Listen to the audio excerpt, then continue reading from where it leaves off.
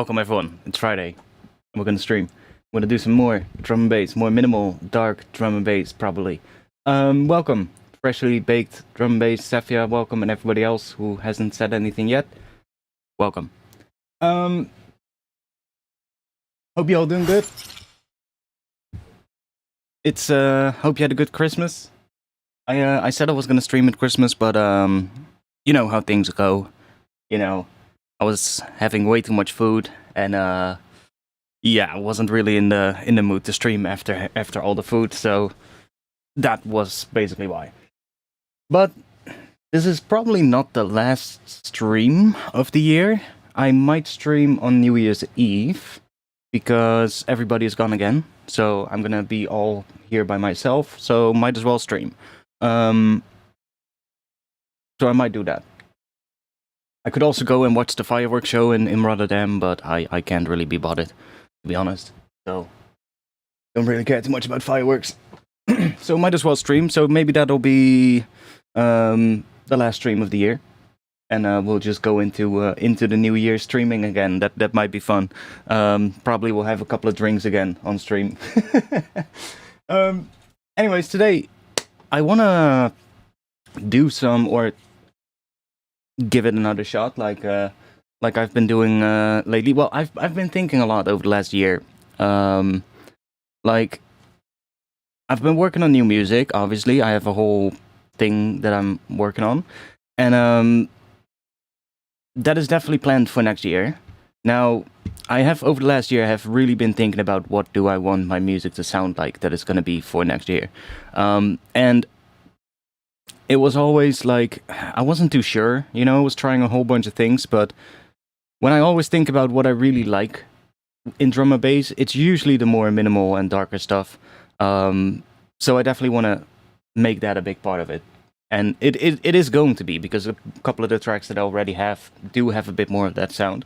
It's usually just that I don't like the current drops that I have for it, so I need to get better at those. But I think today we're just gonna make something in that style. We'll see where it ends up. I do have a couple of ideas that we can play around with. First thing I want to do, though, I want to see. Let's grab a contact for now. So I have a track that I think is going to be the second track of the EP. I'm not going to play it on stream because it's not. I don't really want to show it yet. But it makes sense for the track before it to be an E minor. So we're probably going to stick with E minor, because I've also been playing a lot in E minor in the last week, so might be a good choice. Let's grab a piano. Just bump that up a bit, because it's going to be pretty quiet.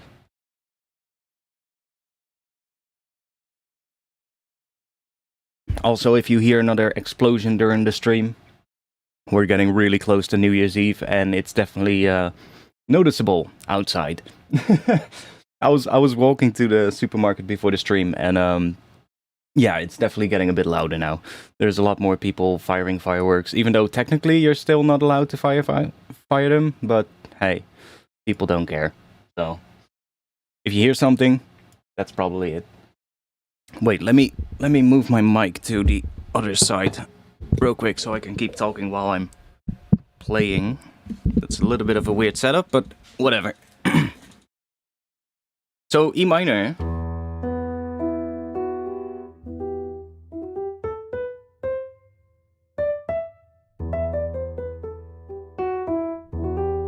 Right, so I have a bit of an idea of what I want the first track to be like. Like, I kind of want to have a bit of a, maybe 16 bars of the first section of the intro being just like some atmosphere. Which is probably also going to tie into the video that's going to go along with the first track. Obviously, it's going to be under a new artist name, so there will be like some stuff with that. And I guess the artist name itself will be visible on the screen during the first 16 bars, or at least something, you know, with that. I'm not entirely sure about the video yet. That is going to be for later when I have the first track done, I guess. But it's been a long journey, right? For me to get to this point. It's really been a long journey since I've released music, right? So the first track is also going to be, I guess, a track that, well, it's going to be the first thing that you hear of that new artist name project, right? So I kind of want the first part to sound, I guess, a bit dark. So probably minor, hence E minor. But it also needs to have a sound as if dark, but maybe also a sound of kind of feeling lost or something, or as if it's wanna go, as if it wants to go somewhere, but you're not entirely sure what, right? So I'm thinking what we can do with that. Let's see. So if we're in the key of E minor,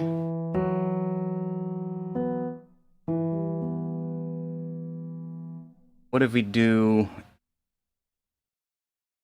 Yo, Brian, thanks.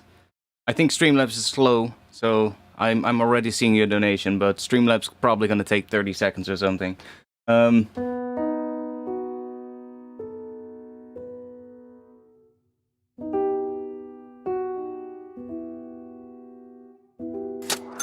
Oh, that's not even that slow.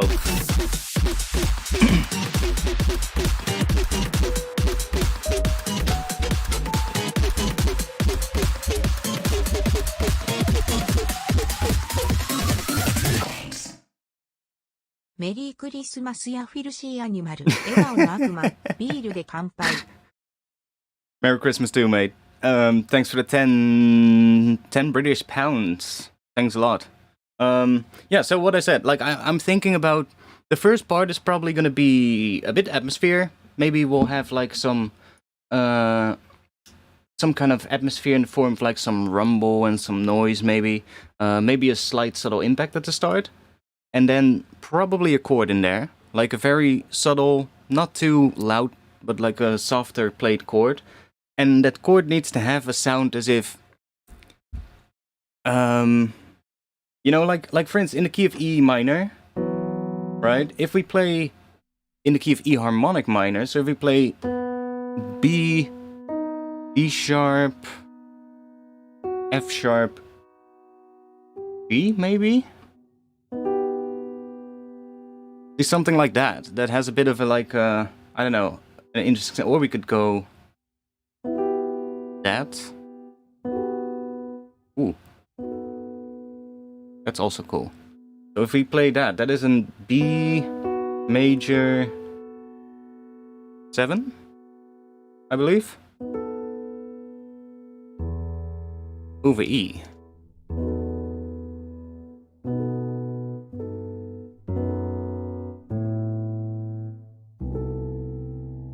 Ooh. What's that? Over C.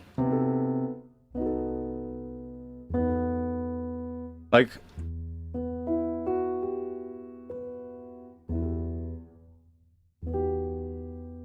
Ooh, that's also cool. That's, D major with a 6 over E.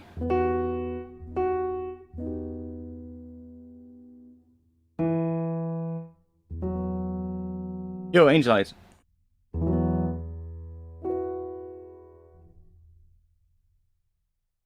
I think that could work. What was that? Not that.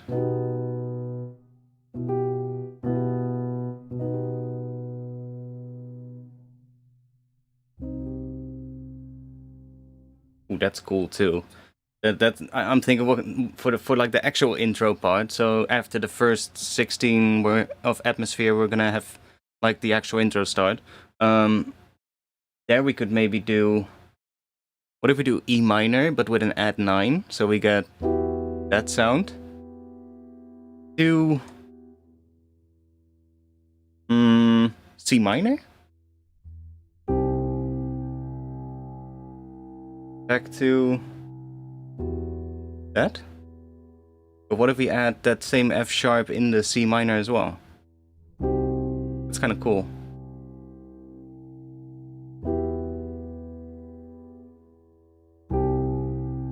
Ooh, what if we change that G as well? What if we do...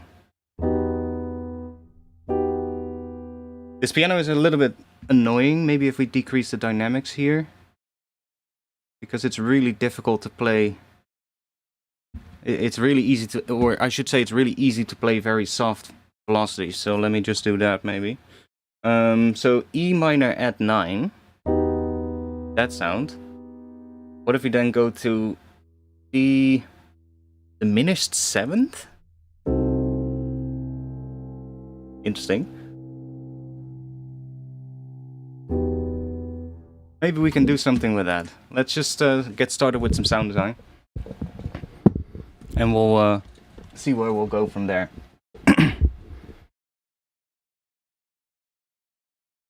Thoughts on getting Ozone 11 versus using plugins for mastering?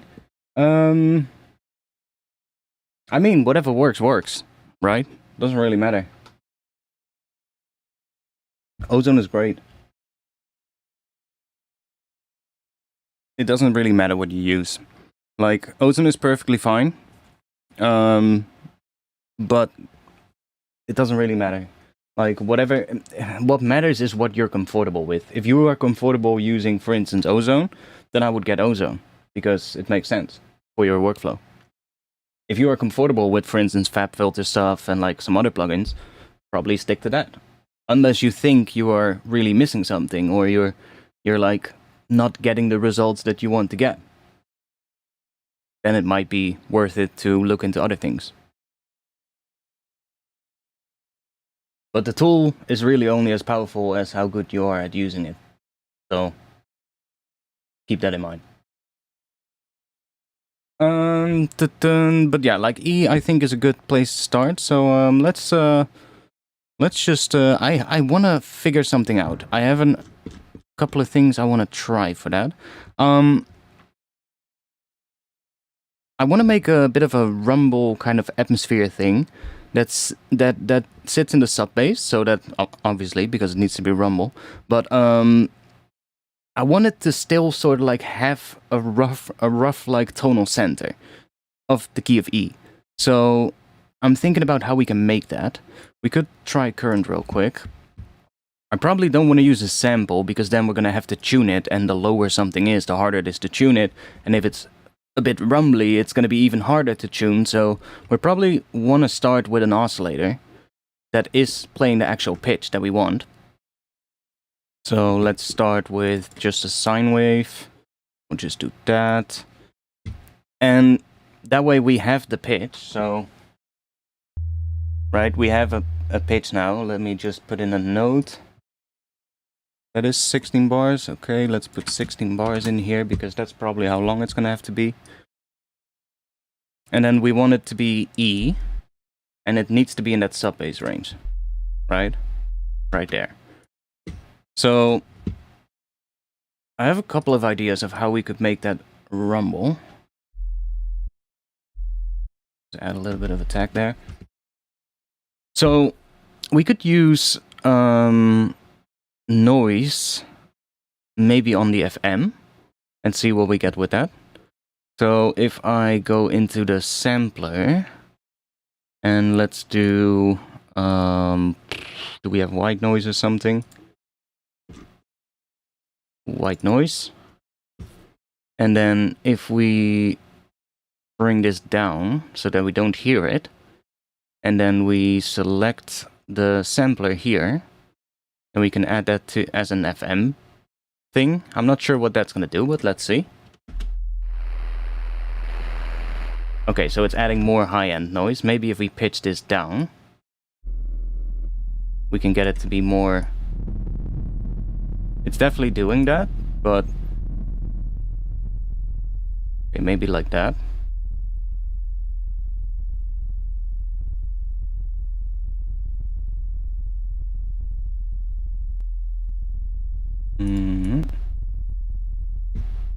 So that is definitely doing a bit like what I wanted to do, but it's not exactly what I'm looking for.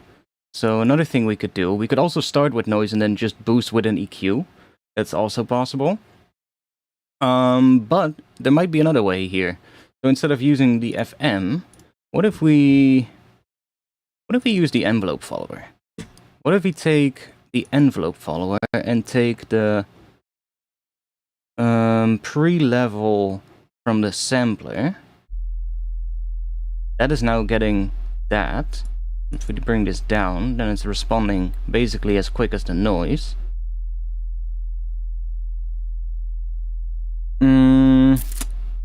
I guess we could assign that to the pitch of the sine wave.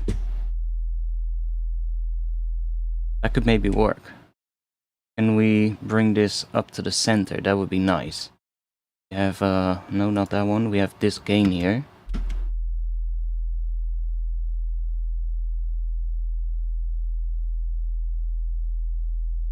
Do something like that. And then let's take this one and we're gonna put that on this pitch.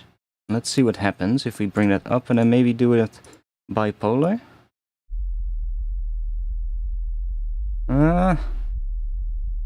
Closing. But still not exactly what I want. It's moving around too much. We can decrease that, but I think we're gonna use noise instead. That's probably what we're gonna do. Let's just go do that. One, yeah, there we go. Let's go in here. Let's just grab that one.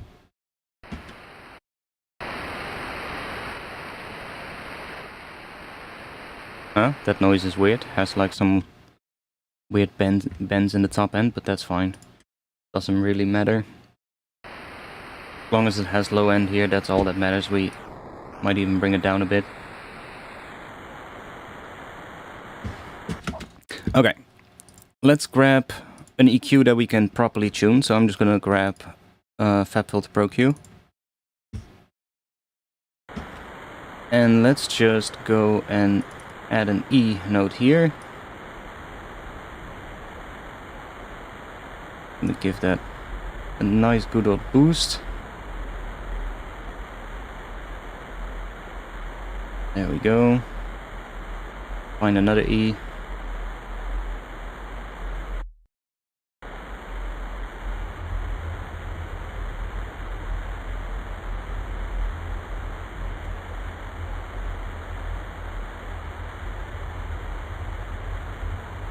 Maybe have that on 12.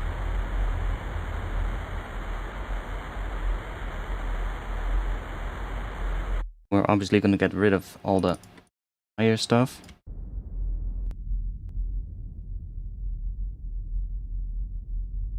Okay.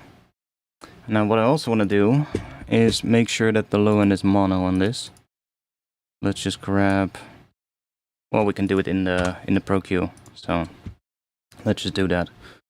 Let's go and do this. Make that side.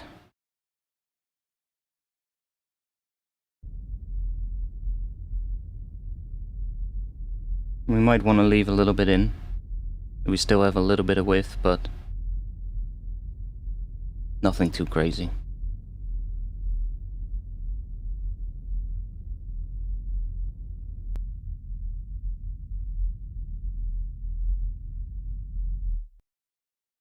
Oh yeah, I should have moved the position of that. Let's just leave it there. Okay, cool.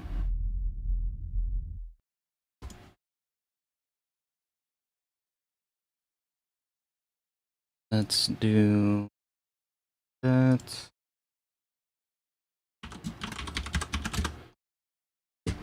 What are we gonna use now? Let's see. I want to have some kind of an impact sound. I think I made a couple. Or at least some stuff. We have here.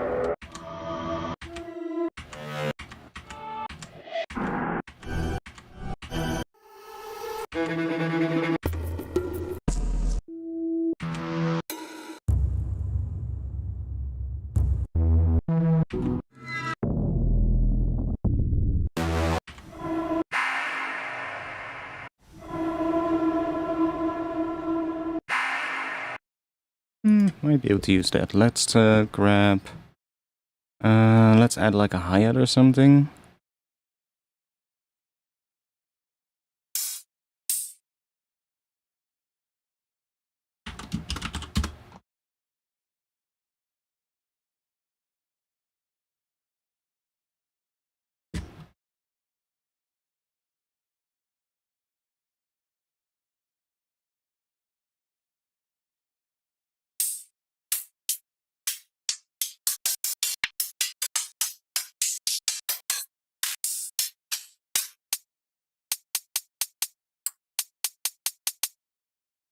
Kinda like that one.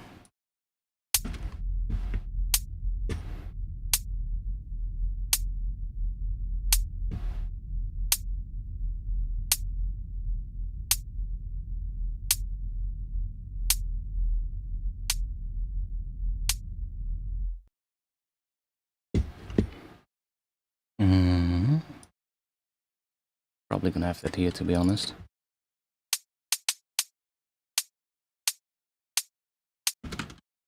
Well, let's just do that for now.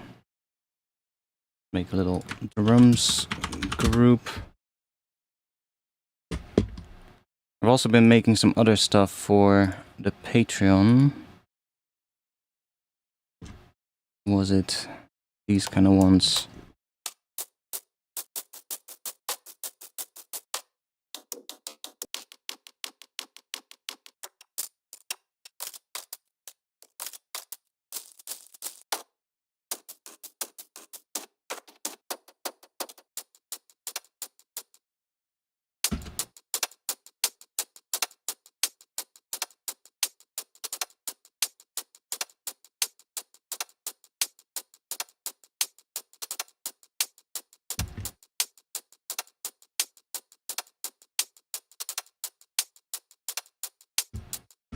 Okay, we want to have some kind of a tonal thing.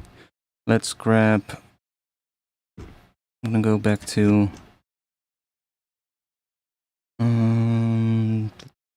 some kind of sound we can probably get into here. Because I heard a sound earlier. What was it then?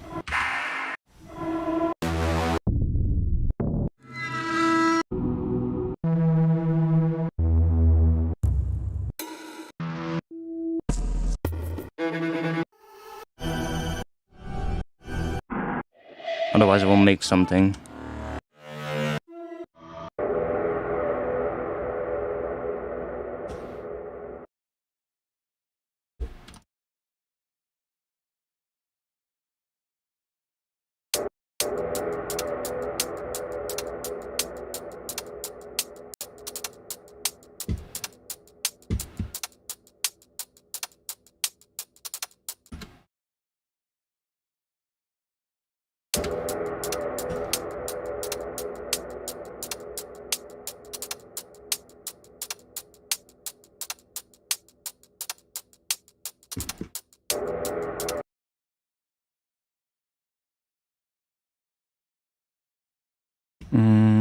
Let's grab our piano again.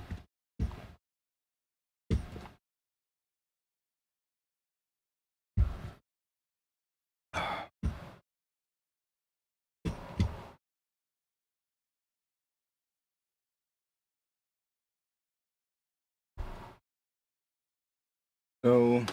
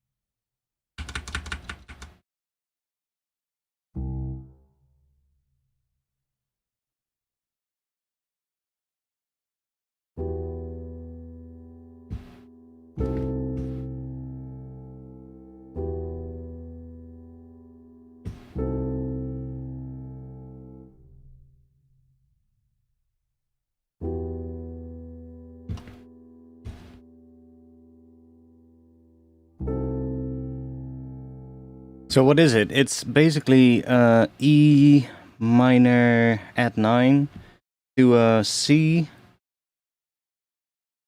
diminished 7th. Quite interesting.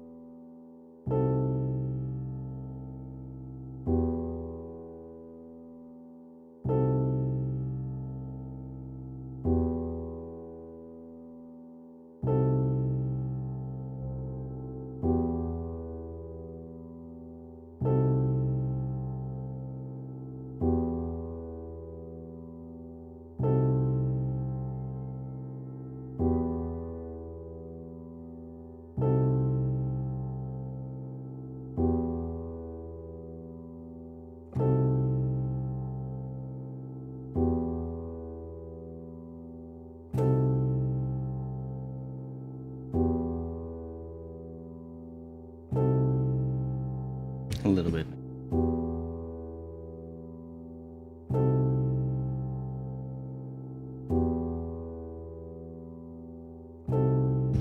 I know, but I was also thinking, like, if we have or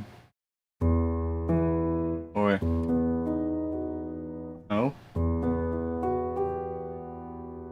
and we get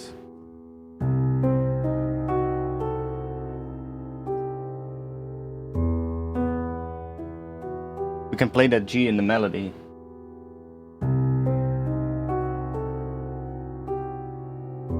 To lead us back as well. A really interesting skill.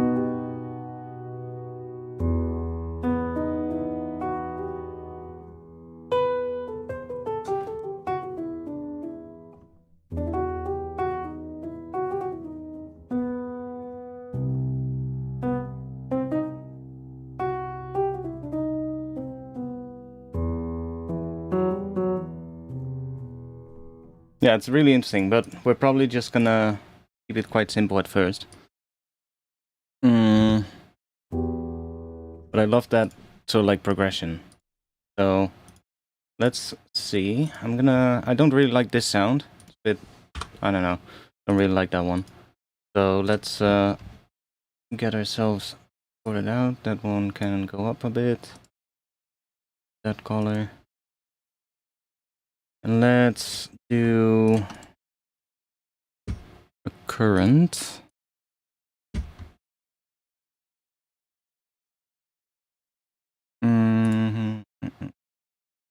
Let's go in here.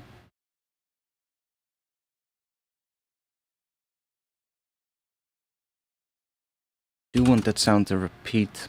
Probably that, or maybe that. So let's just make a clip that is this length, and then loop that.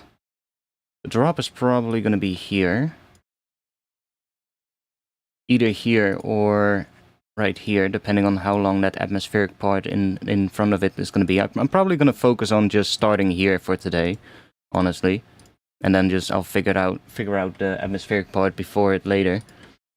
But we can just start with that being the intro. Then maybe we might even have this one coming halfway, so that it kind of also introduces a new element there. And then we have just a hat with some more synth stuff here, or like some reverbed hit thing. Let's go to sounds. We want to have something tonal, that's for sure. And then probably minor, but we'll just leave it on tonal because we might also want to have just something that is a single note. That's also fine. And then we want to have something. Let's just shuffle.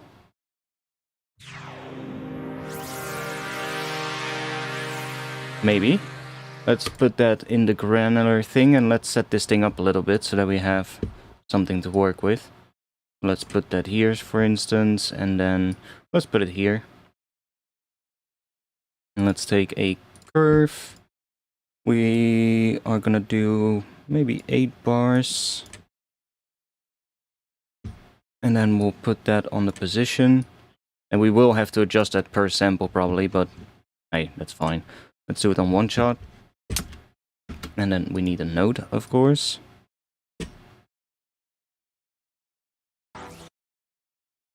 Let's do that. Still sounds like ass.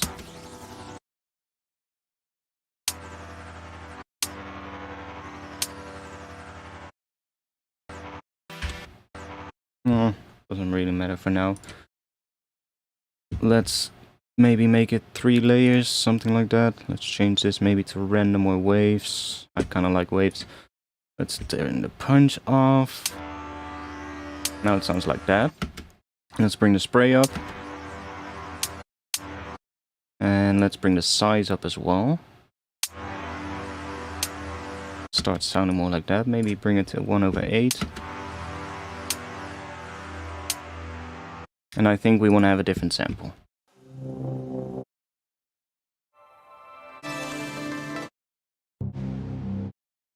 I'm not going to use a major one. We're probably going to reverb the hell out of this sound as well. I want to have the bass.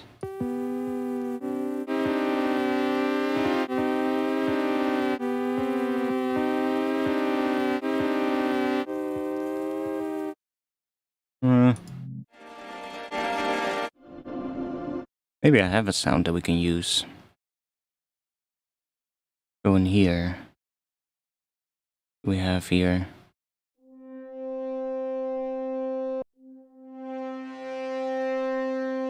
Sound of some horns? Why not? It is in C, so that should work already. Let's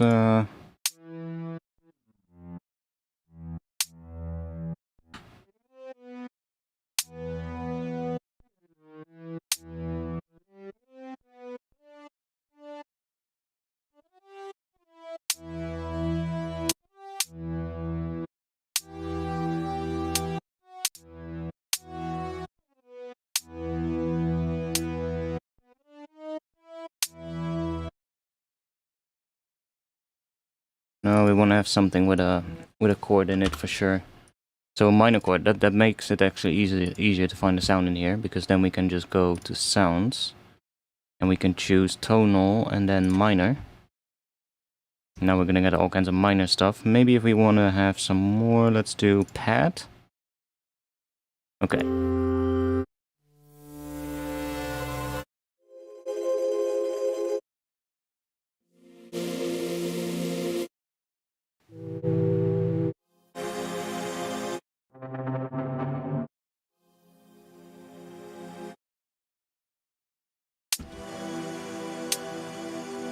That could work.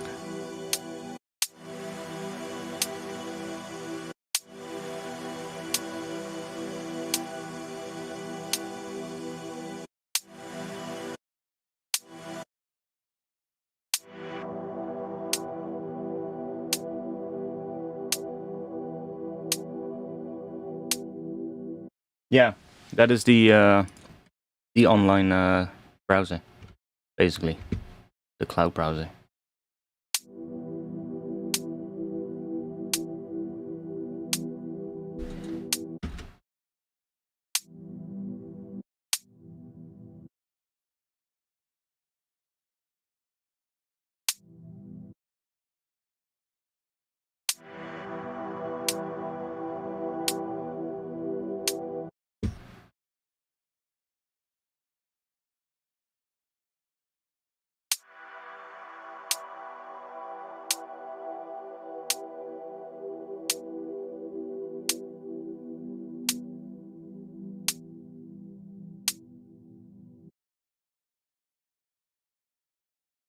Right, we need to that. I'm gonna replace this one with a second one. So let's just do curve that again. Maybe a little bit more like that. And we'll set it to 8 bars as well. One shot. And get rid of this one. Then we'll put the second one on there.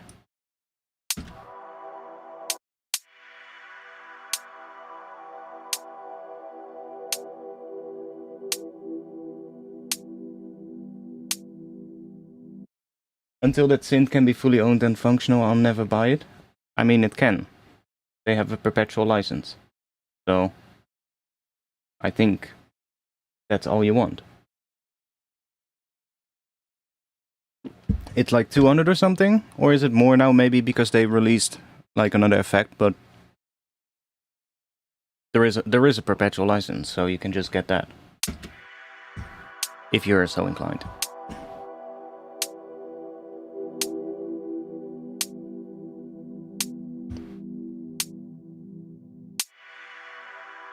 Okay, that's nice.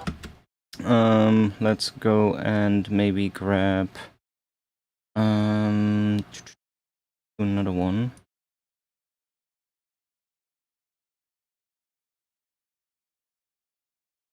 And I just wanna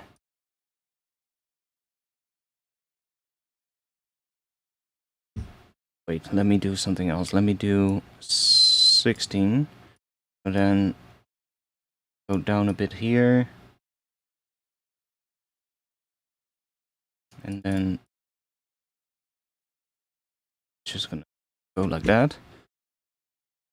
And then I can give this some release. Then it should kind of blend into the other one a little bit. More attack here.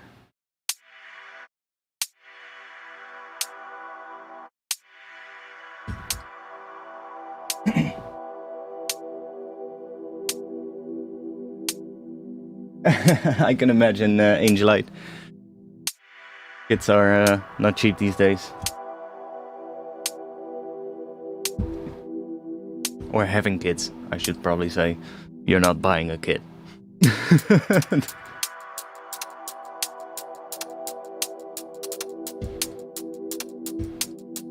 Okay, we can maybe assign a macro to here. Oh, not to there. Do that one. So we can control how much we get. Start like that.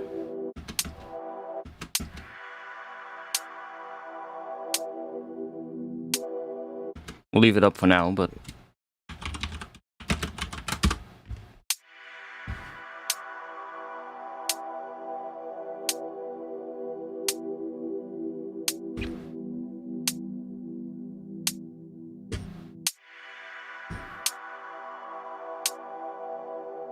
we'll probably have some more stuff here, but I'm not sure yet what. We'll see.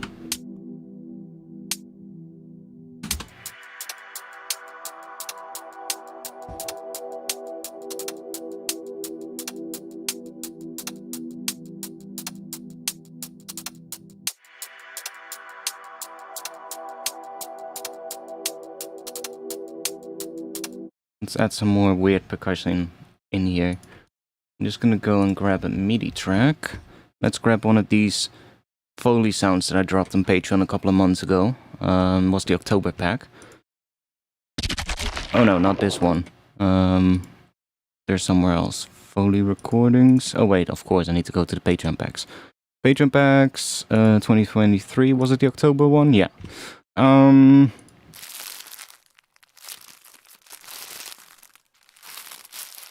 Maybe that one.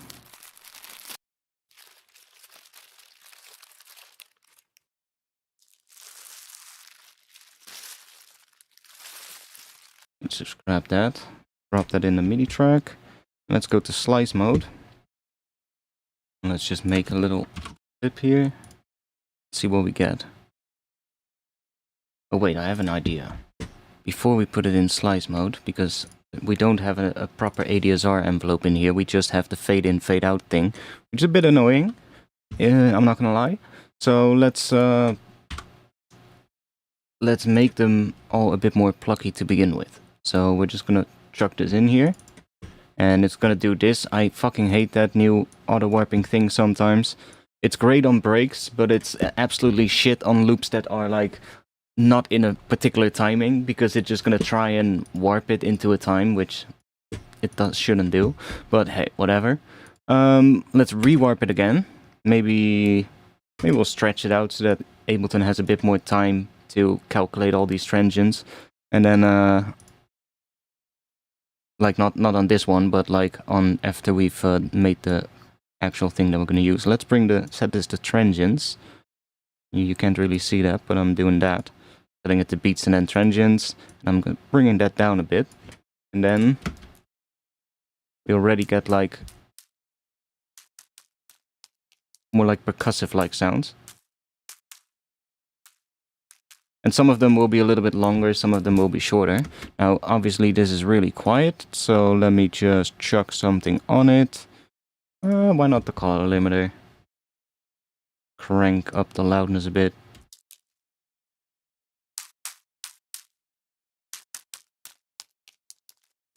Maybe saturation as well.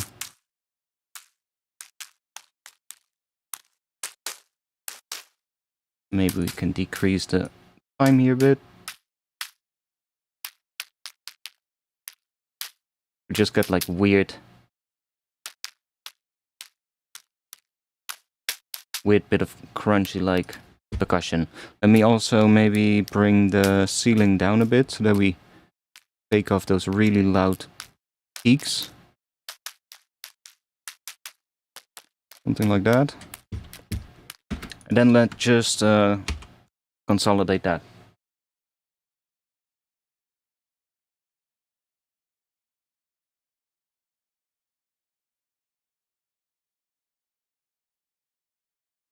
Yeah, you should be able to buy the sound pack separately, I think.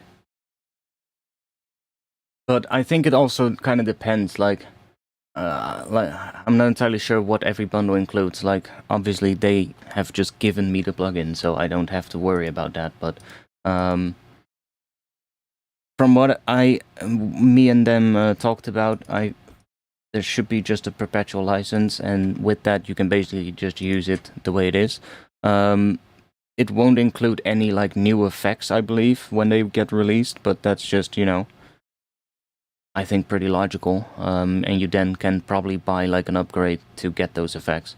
But it is what it is. You know, they have like this way of what they want to do with the plugin. They want to keep developing it over time, and then obviously it makes sense if they're really going to add like a lot of stuff in terms of like content and like extra packs for it and all that kind of stuff. It's kind of like similar to how Kilohertz does it as well. What they do now. It's definitely an improvement over the subscription thing that they had in mind at first. Let's just put it at that.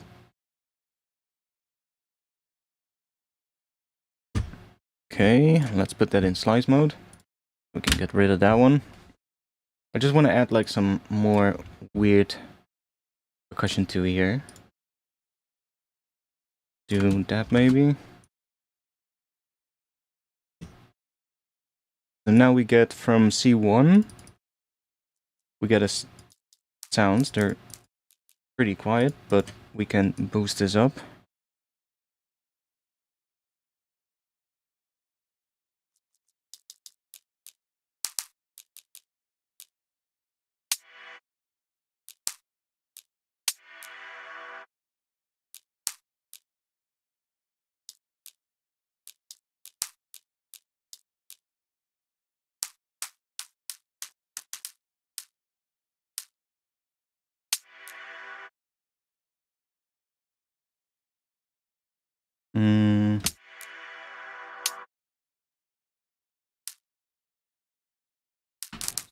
Go over.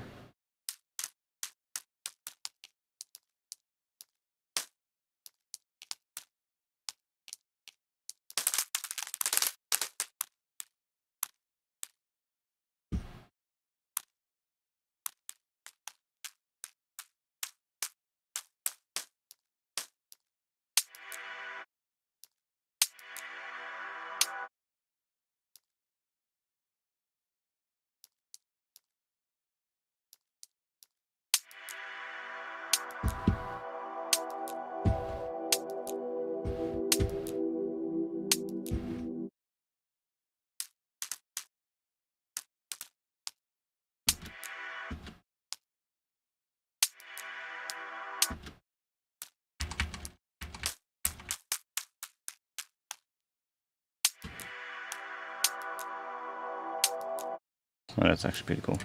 Something like that. Having...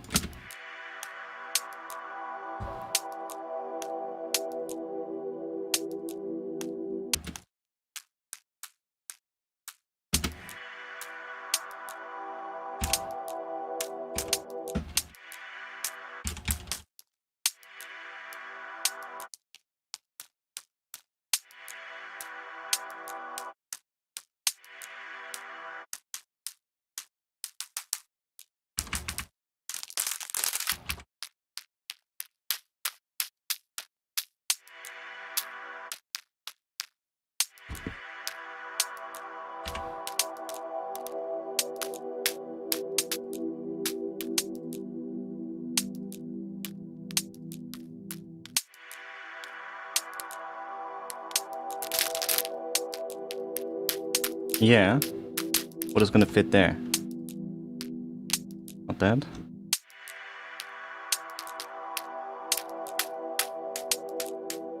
What was the... I lost the one that we had initially. That one kinda worked.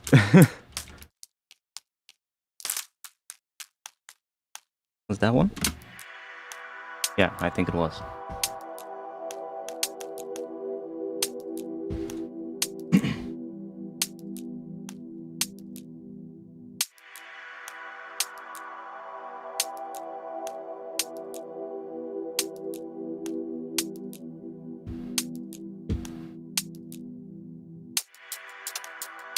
I'm not sure about that one. Let's just now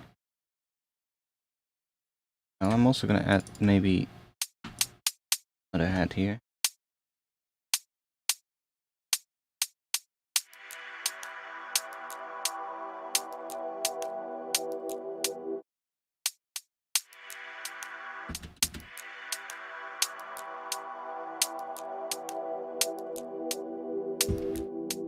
Do that maybe. Although I kind of liked it like that. Let's group these together. That one in there as well.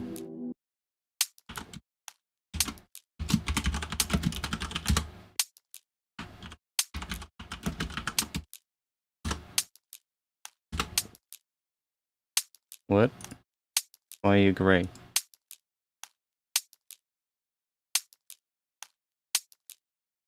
What?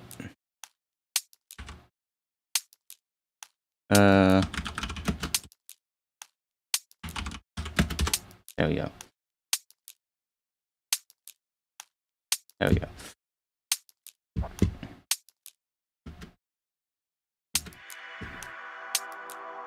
We want to have something else coming in halfway.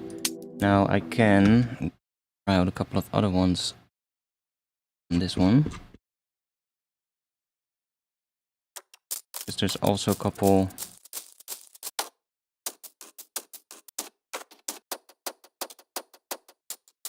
like that. No. Just like something like that maybe. That's just adding a bit of 8-note kind of things. Maybe make it pretty quiet.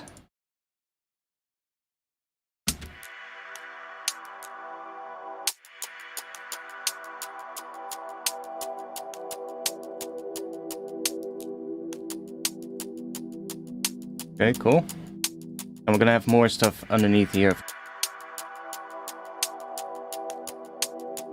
My bad, I just muted my mic. And then we'll probably cut everything out here.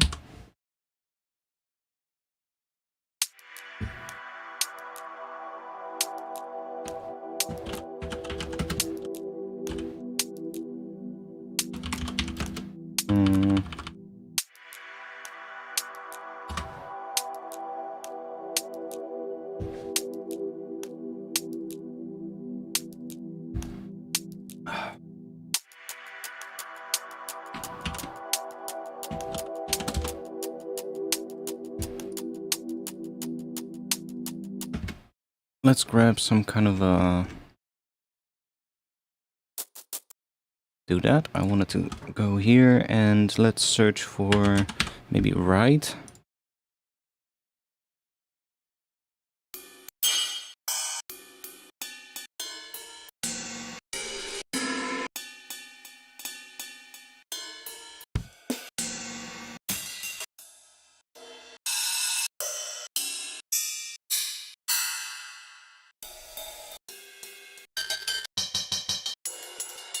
Can we get a one shot right, please? Not a loop. One that is quite... Oh, maybe that can work. Drop that in here. Go and make that a bit louder.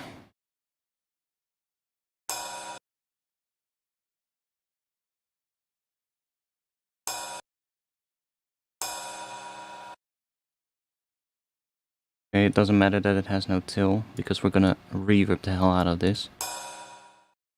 Just wanna have that. And we're probably gonna have to tune it as well, but that's fine. Let's just chuck reverb on this.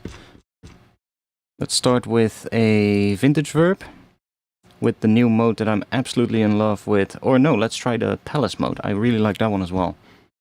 Has a nice sound. Put it on now, quite long. Oh, might actually not have to tune it at all. Or a little bit, maybe. Bring this up a bit. Bring that up a bit.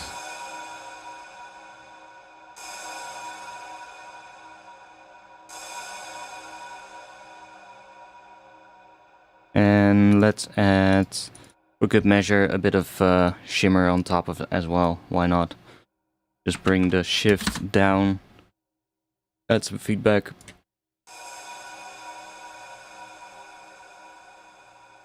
Maybe a bit less.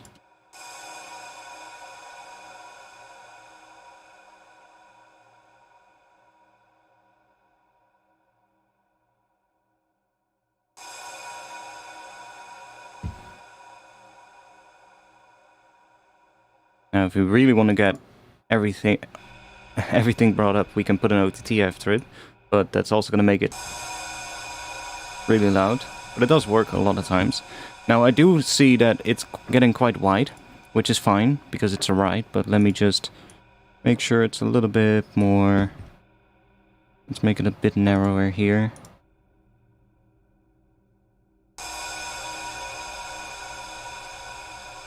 Still plenty of width on that. Okay, let's put an EQ on it, because we have a lot of that low end that we don't need. Let's just grab that and probably bring it down a bit. Now, do we have to still tune this, or is it already relatively in tune? I mean, it's noise, so it doesn't really matter at this point, but there is a bit of a resonant frequency in it, but I think it actually kind of works already.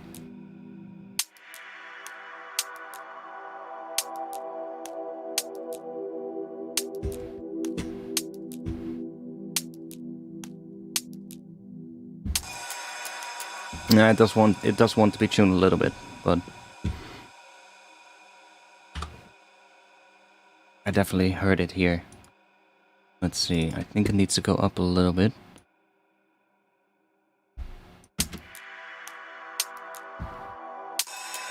That's too much.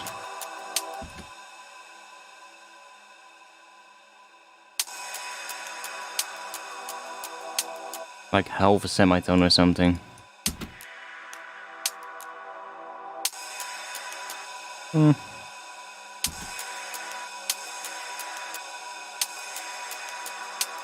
Pretty close. We can always fix that later. Let's just freeze this whole thing. And we'll just bounce that to audio. Oh, by the way, we have 32 viewers today. That's nice. Viewership is up. Hello, everybody. Good moment for me to plug the Discord. If you want to join my Discord about drum and bass or music production in general, join my Discord using this link. Okay, let's flatten this, because then we can also take off the little bit of attack at the start. So like we have, see that delay happening here because of the reverb, which is, you know, we've had reverb at like 100% width, and I don't think I brought the pre-delay down, so that's probably the pre-delay happening there. And we don't want that, so we are gonna just bring this in, maybe even bring it up until here, so that it really starts already at the, in like the reverb tail, and then we can bring it back here, and then we can fade it in with however much we want it to be, so that it's more like, a bit more like that maybe.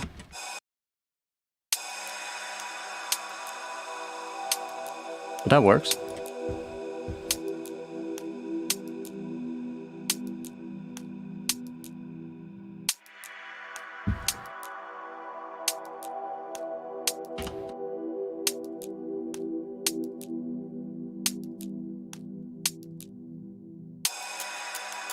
Still think it's a bit slightly out of tune, but I'm gonna take a frequency. Oh, well, I should probably have done. Well, fuck it, doesn't matter. Let's just frequency shift this thing. Why not?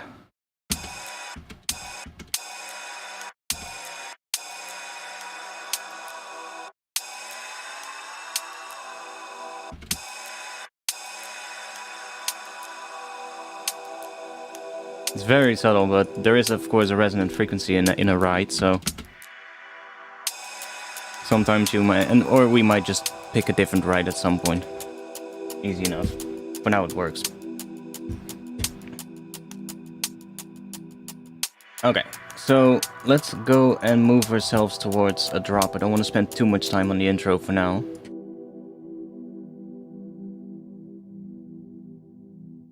I do want to layer this thing up a little bit still, though. I want to have a bit more bass in this thing here towards the end. So let's grab another MIDI track, and we'll just grab, I guess we'll just grab a synth. Should be easy enough to make. Let's just grab this thing, and then we'll just grab, well, probably a sound wave actually. Give it a couple of voices. Maybe bring that down. There. Bit less width. And let's just grab a curve. Come on. 8 bars. 1 shot.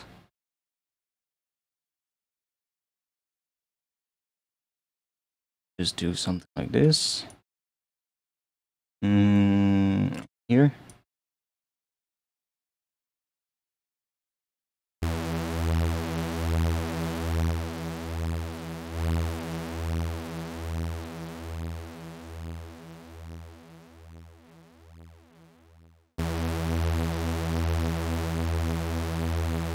And I'm probably not gonna go down all the way, but just somewhere like there, so that we still have a little bit of that layer in there at the end.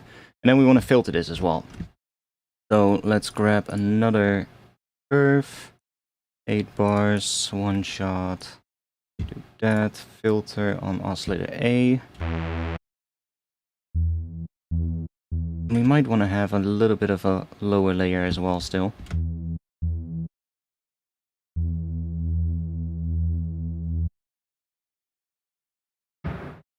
Damn, that was a loud one outside. Let's also give this a bit of attack.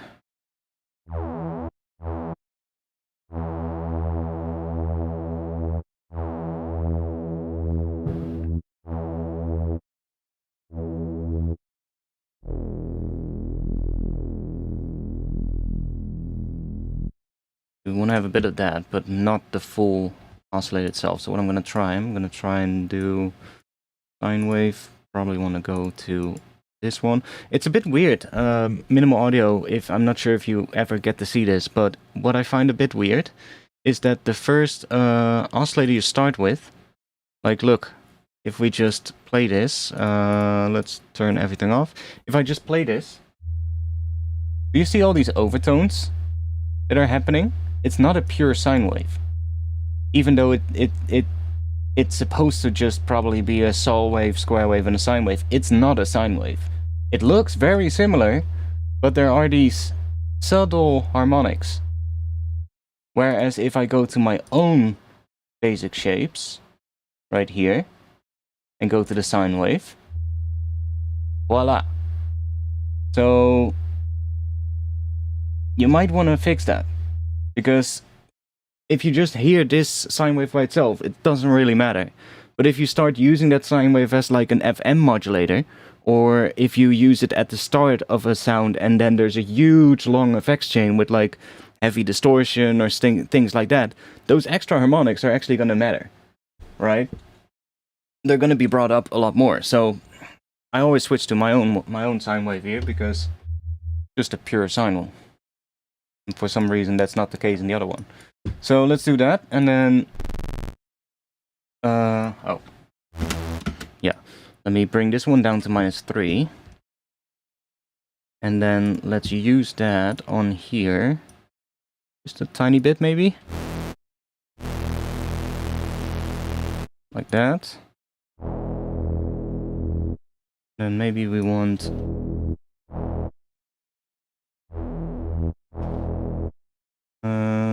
less of that.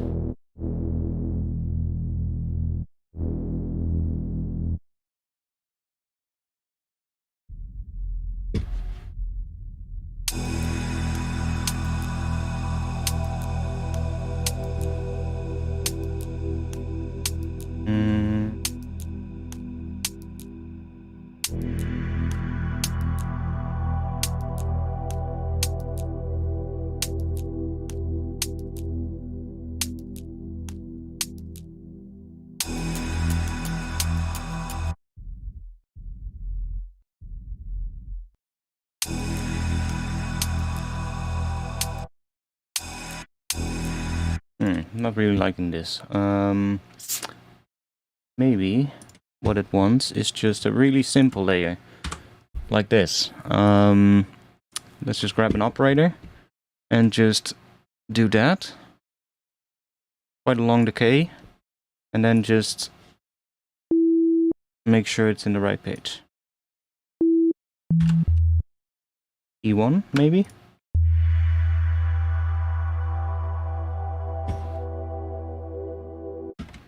Bit more attack.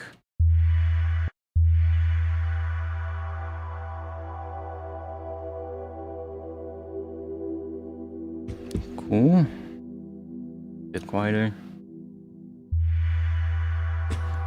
We can also maybe add another layer a little bit lower. Or we can make this one lower and then use a little bit of FM. Although I don't like it when it's that low, but maybe if we do this and then bring this one down. Kinda cool.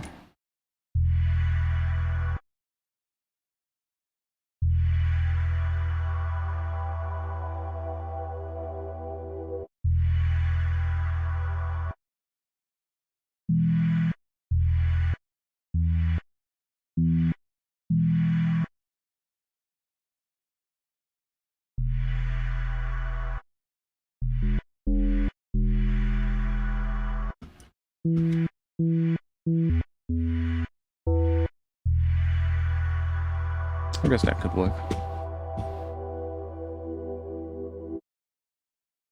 We repeat that every...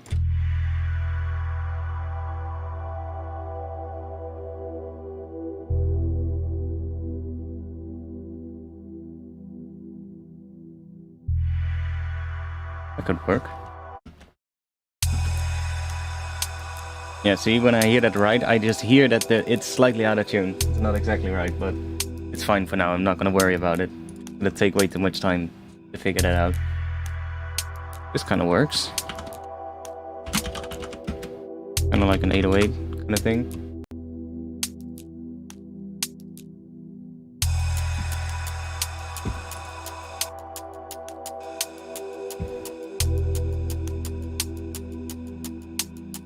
Then we'll have something just building up a little bit here, quite subtly.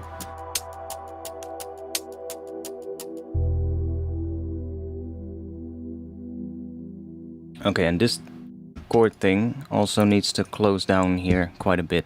So let's grab... Well, we have the filter envelope one here. And if we bring that down, then it should also close the filter down. So we do this.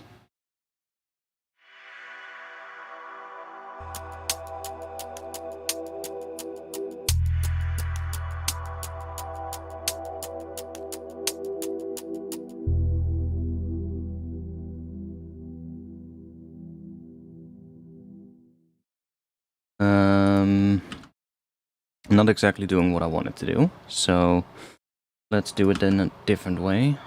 Just leave that up here. And we'll just grab an EQ or filter. I wished autofilter had a analyzer in it so that you could actually see the frequencies. That would be great. But let's just use this one.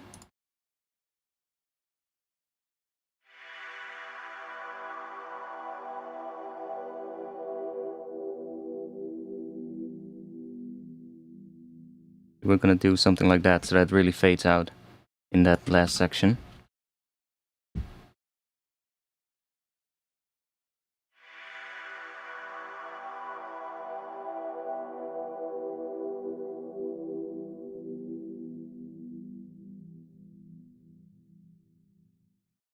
Let's see where it needs to end, somewhere around there. Maybe do that.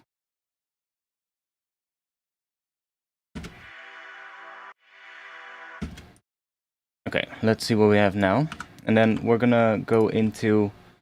Well, we'll get started with like a drop after this, because that's what we really want to do at this moment. Let's put you there. Okay. This section is not really that interesting at the moment, so we're not really gonna care too much about this, but... We're gonna have something in here that is gonna be sort of like the title. You're probably gonna see the artist name here in this first section, the artist name in the screen in the video that's gonna go along with the first track, and then probably halfway through the title of the EP or something like that. You know, it's gonna tie into that, so we need a section in front of there. But then here's where the actual track starts. But it kind of will just be, well, it will just be an intro part, an extra intro part. Okay. I do have an idea of what kind of drums I want to do.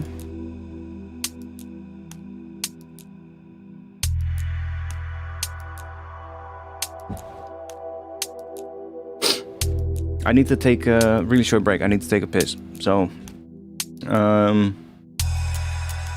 what do you want to listen to? Do you want to listen to this thing while I'm taking a piss?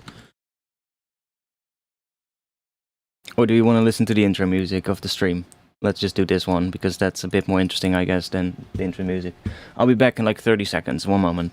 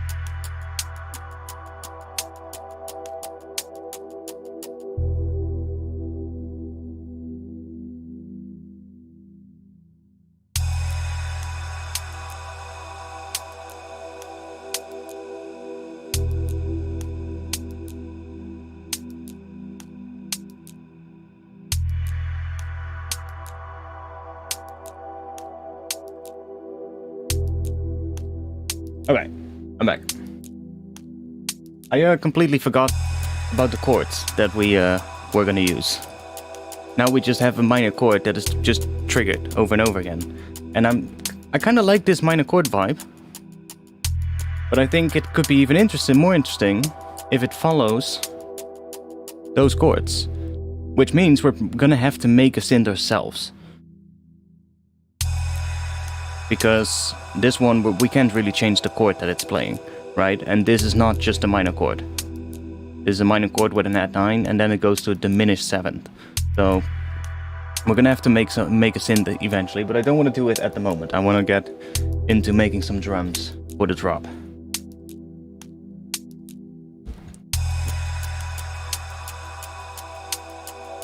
I'm just listening to this because I haven't heard it in its entirety like this. Okay, that's fine. We obviously need something more on top of here, but I don't want to add too much stuff right away, because my whole pet peeve usually is that when I try minimal drum and bass, I start adding a ton of stuff, and then eventually it doesn't sound like minimal drum and bass anymore. So I want to keep it a bit more minimal, and then we can figure out later what we need to add to make it better. If we can just get like the vibe, the minimal vibe going, then we should be good. Let's make some drums.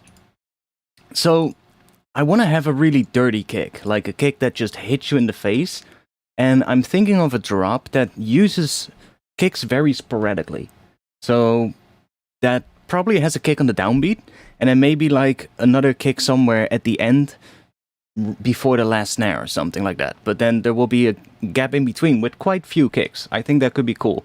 Or maybe there'll be like one extra kick there, but it's going to be a much more shorter or lighter version of the kick, of the main kick, so that it's not like, you know, as big and is in your face, but that will also mean that every time the first kick hits, it really hits very hard. Or it sounds like it hits really hard because it's basically a bigger kick. Now, let's make that kick. Let's see if we can make a nice and dirty kick. I've been trying that in the last few days, and I actually got some really good results. So I do have a bit of an idea of what we can do to do that. Now, we're obviously gonna start with my regular way of doing this. Sine wave. No, that, and then we need an envelope on here. And we want to have a shape, something like this.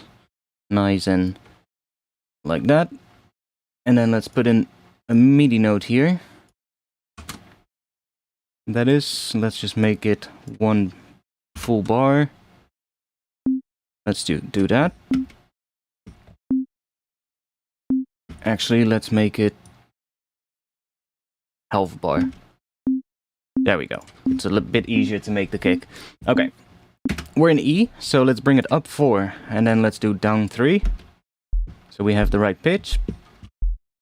Bring the attack down a bit here.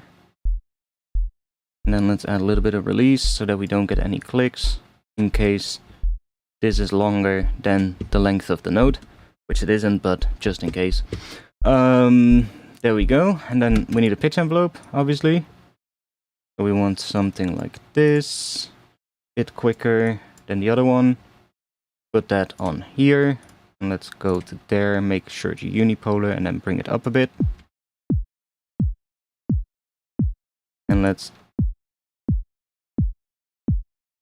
maybe like that. And then we want to have another one that is going to give us more of like the transient part, so it's going to be quicker. And then we put that on here, on the global master tuning.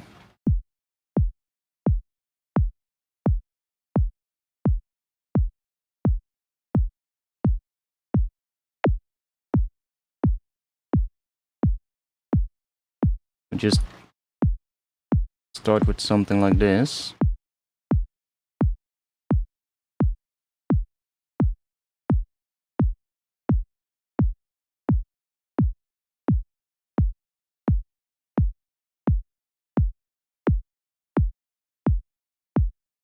We'll get to tweaking it later again, but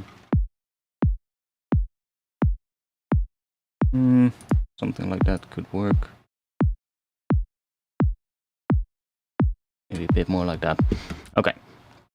Let's add a little bit of a... Oh, we might not even need it, to be honest. Let's just start with that. And I'm not gonna need MPE on this. Okay, let's grab the hybrid reverb. Let's grab this one, so it's already a little bit set up like how I want it. Basically, we have one of the impulse responses here. In this case, Studio B far left right. Bringing the stereo all the way down so it's mono. And then we just have a little bit of attack time here, so that it just gives it a bit more attack here. And then it's quite short, so 370 milliseconds. So that's what it does. And we can see here at the top what it does to the waveform, right? It really adds that so like washy kind of look to it, which is nice compared to that. And that is kind of what we're going to add to the kick. So let's just group this and create another chain. So we have the main kick back. Now it sounds like shit right now, but let's just leave this here. I think there's a bit of that going on. Might even bring that down a bit. Doesn't really matter too much. Okay. So let's go and add an EQ after this. And we're probably going to decrease the level of this a bit as well.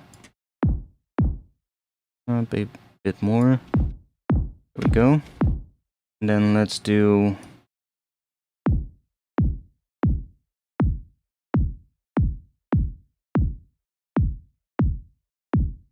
something like that.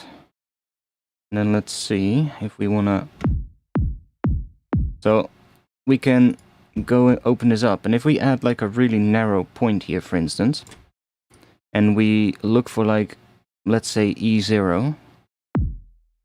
If I now look at this here, you can see we're getting an extra frequency there. If I remove this, see, it's not there. So we can sort of like emphasize the sub in that if we want to. Now, might not want that here though. I think this is alright. Might want to have a bit more of a broader boost or something like that. Maybe even something here. That's fine.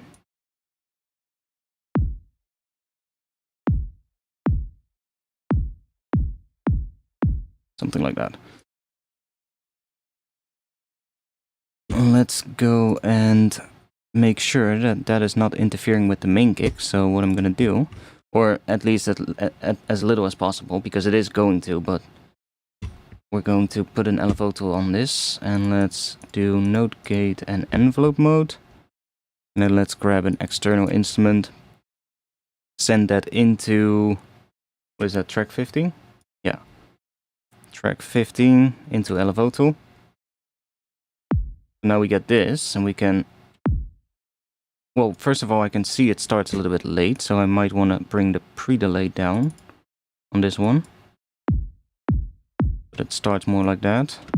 And then we can just make sure it's not really interfering with the start too much.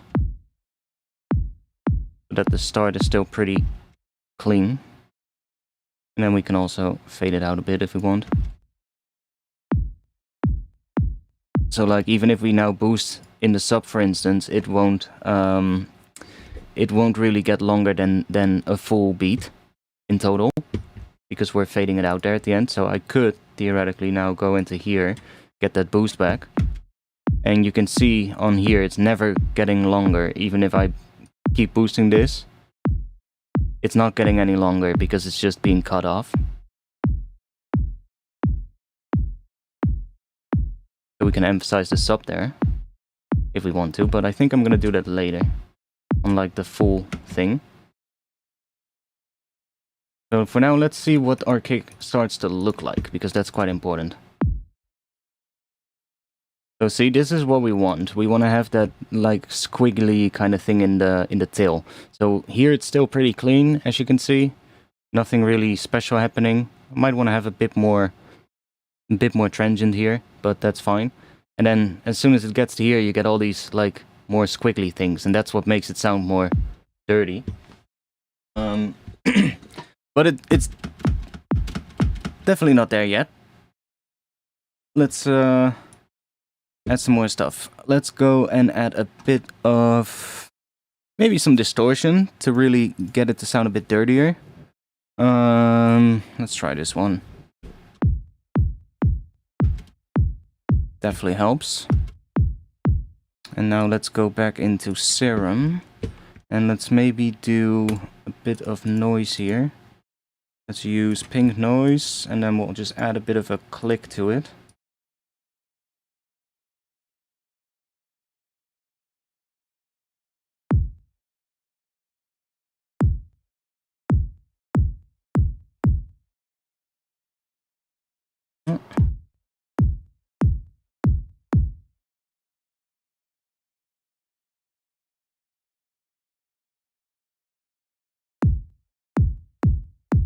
Something like that. And now I want to go back into these because I think we can shape these a bit better.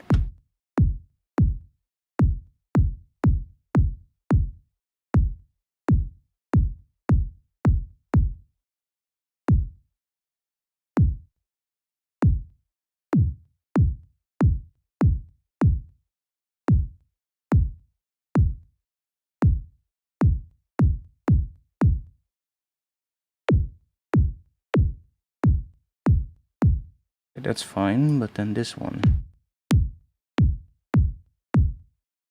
But that is this one, right? Yeah, level 3. Can we...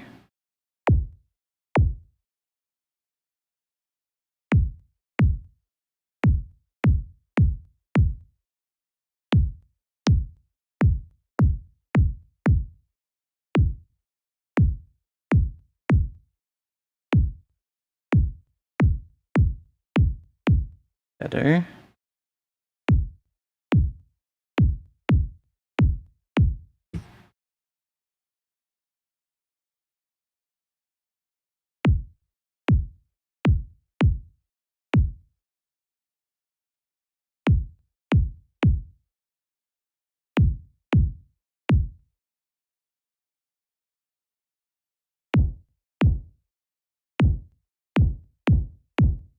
Okay, that's better.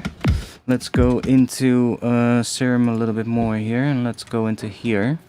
Add a little bit of distortion maybe, a bit of soft clipping.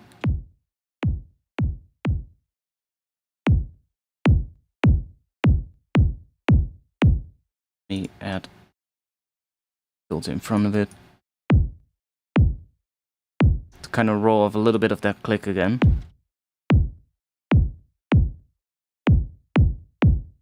It's getting a bit nicer now. Still not there, but slowly getting a little bit of shape. This one. Do we want to have that sub boost though? Can we just maybe... that one?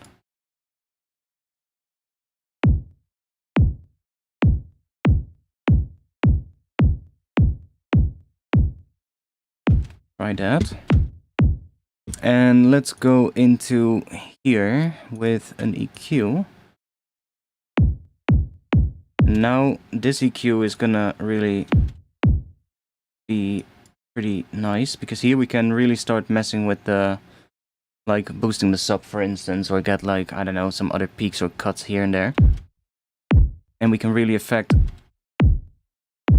where the sub sits. So let's go to E.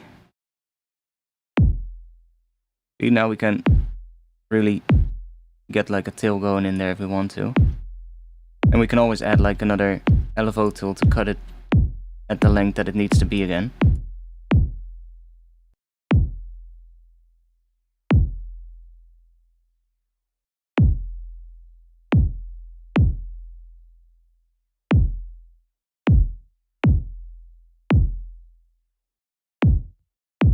But even like if we just do a little bit of that, you can already see that it extends the tail of that frequency, which is exactly what we want.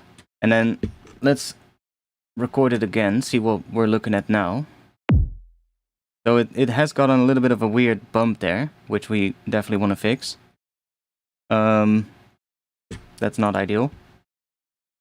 Let's see if that is because of this one. Probably is. Oh no, it's not. It's probably just this one.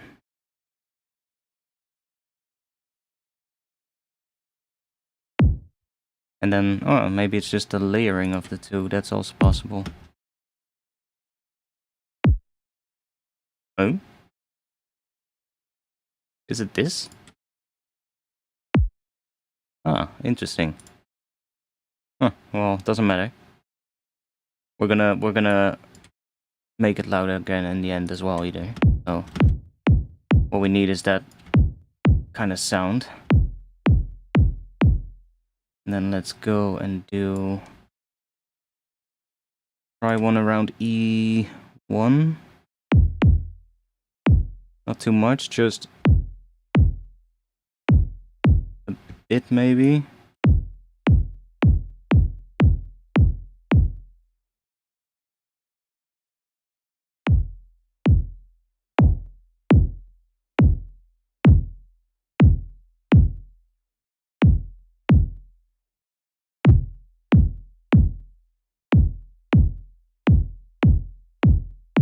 Cool. Let's make it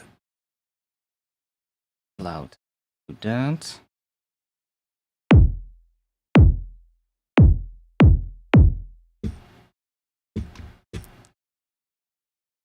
They added this new thing in millimeters, which is pretty nice. You can decrease the level going into all of these. So I'm pretty used to, like, when I just play this now, like, you can see, well, oh yeah, you can see that. Right here at the top, if we close that down, you can see it's hitting like the top, right? But when I listen to music on like YouTube or something, it's always like a little bit below it. And so I've gotten used to seeing the level a little bit lower than at the top. So when I see it like this, it kind of puts me off. So that's also why on my master, a lot of times I have this -6 decibels volume thing that I sometimes turn on when I'm not streaming, I'm just working on music, so that it brings it down a little bit here. And I just turn my headphones up a little bit more, right, to get the level that I want. But they now added this thing in here, so I can just bring this down like 5 or 6 decibels. And that just makes it a little bit quieter in here. So it's more at the level as what I would see it as when I'm looking at a track or listen to tracks on YouTube, for instance. It's a little bit too quiet now, but let's just do 4, -4. Yeah. So now we're boosting this, and now we can already hear a lot more what is happening. It's a little bit long, so let's bring this down a bit.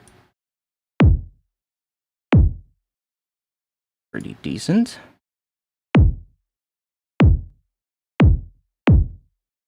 And I want to try something out. So in here in the reverb, what is really gonna matter now is this size. Like if I record this now, we can see what it looks like. Looks like a pretty beefy kick, to be honest. I might want to maybe get it down a bit quicker to like the sub range, but this is fine.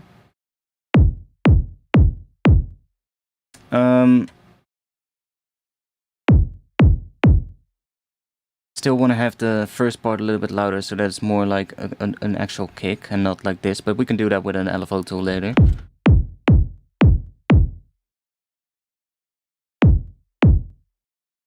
I'll show you what I mean. Like if we add some,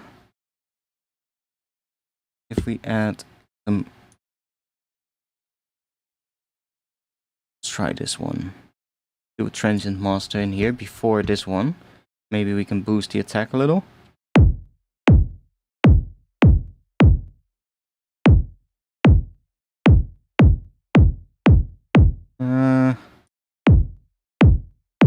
Does make it a bit tighter. But now we have this, right? So if I now add, let's just add another EQ.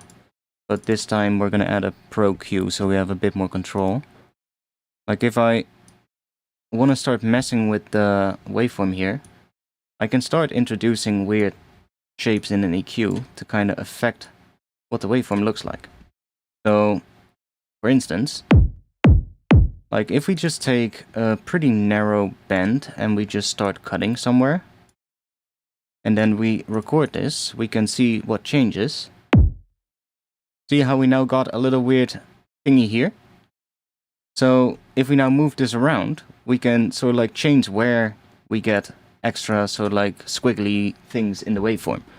And you most of the time won't really hear much of a difference. It just dirties it up a little bit more. But by moving it around, see, now we get a weird thing here. That's not ideal. That's not what you want. But by changing the amount or like doing it in other places, you get different things happening. So we can really see what sounds cool. We can also get away with doing a boost, seeing what that does.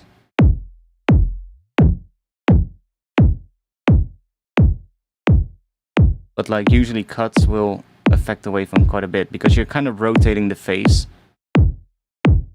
around that frequency. Like right here, it does add quite a bit. It's subtle, but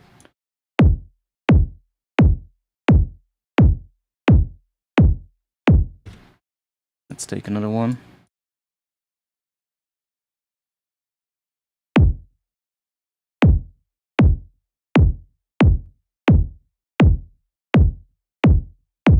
Maybe bring this there. And I don't even care that it causes phasing and stuff like that, because we're doing it on the entire thing, so it really doesn't matter. See, now we get all kinds of weird stuff happening. And you can really change how the kick looks, and the more this is sort of like a bit more random, the more dirty it's gonna sound. Obviously. So that's something you can play around with. I don't really think this is necessarily the best one, but you can get some pretty cool results.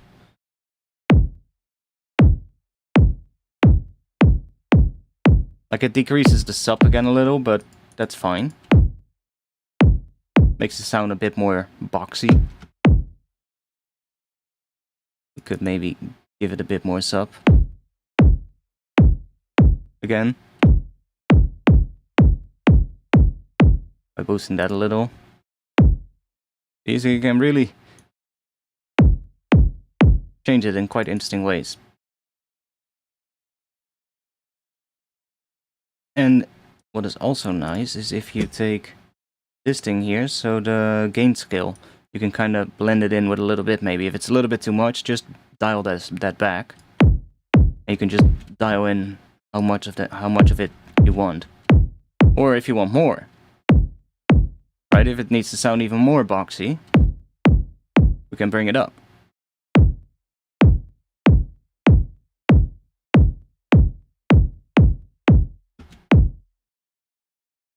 That looks pretty good. As a starting point. Let's grab... I'm gonna grab another transient shaper, but this time we're gonna grab this one. And let's just... let's bring you up a bit.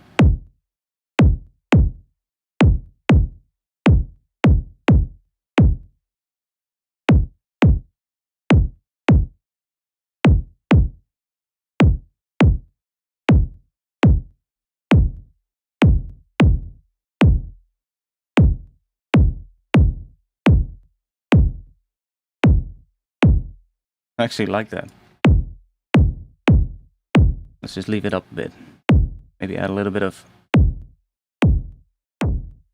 that. Tiny bit. Why not make it even more dirty? Let's add some more stuff. I'm feeling adventurous. Let's do a dynamic tube somewhere. Where are we gonna do that? Let's put it right here. And let's bring the bias up a bit.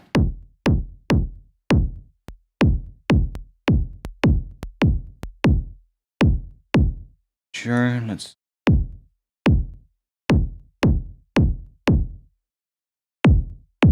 mix that in a little bit.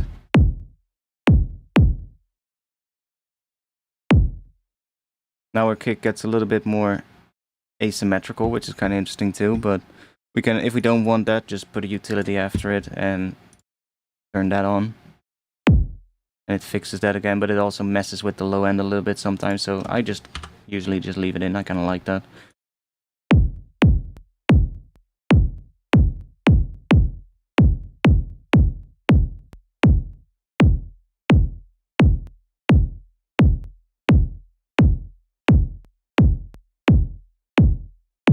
Quite nice. Now what is really going to matter now is this size. So if we change this size to like 170 instead of 160, the tail is going to look completely different. Like if we now zoom in here, see, it gets a completely different set of like squiggly lines. And if we bring this down to like 150, it's also going to be different. So you can really play around with this as well, like 100. And now it also starts a little bit earlier, because the impulse is shorter, basically. Let's go to 190. See, now it gets quite fucked up, actually. 160, that was the best. That's kind of what we had. But we can also go 150, or in between, 155. It still looks, every time it looks completely different. 169. You get all kinds of different results.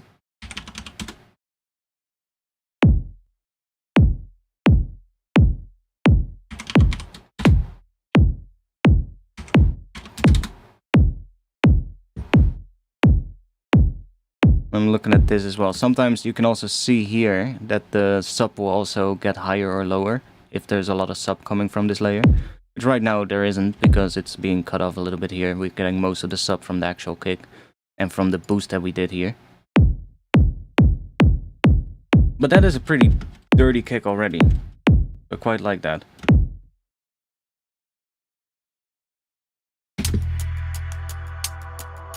See how that kick sounds after this intro. We're gonna go back all the way to the start so that we have a bit of a fresh palette before it comes in. Let's just go all the way to here. What is your go? Let me check the chat real quick.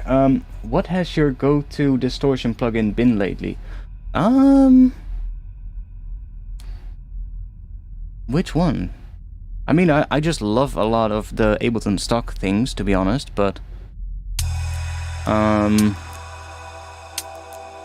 guess Thermal has been one that I used a lot recently.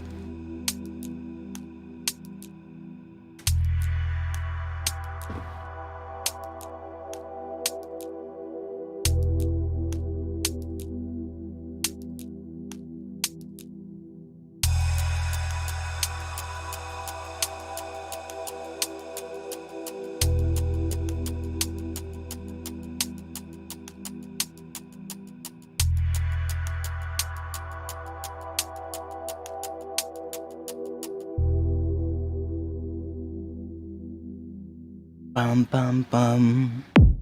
Okay, it's a bit too big. It's a bit too long.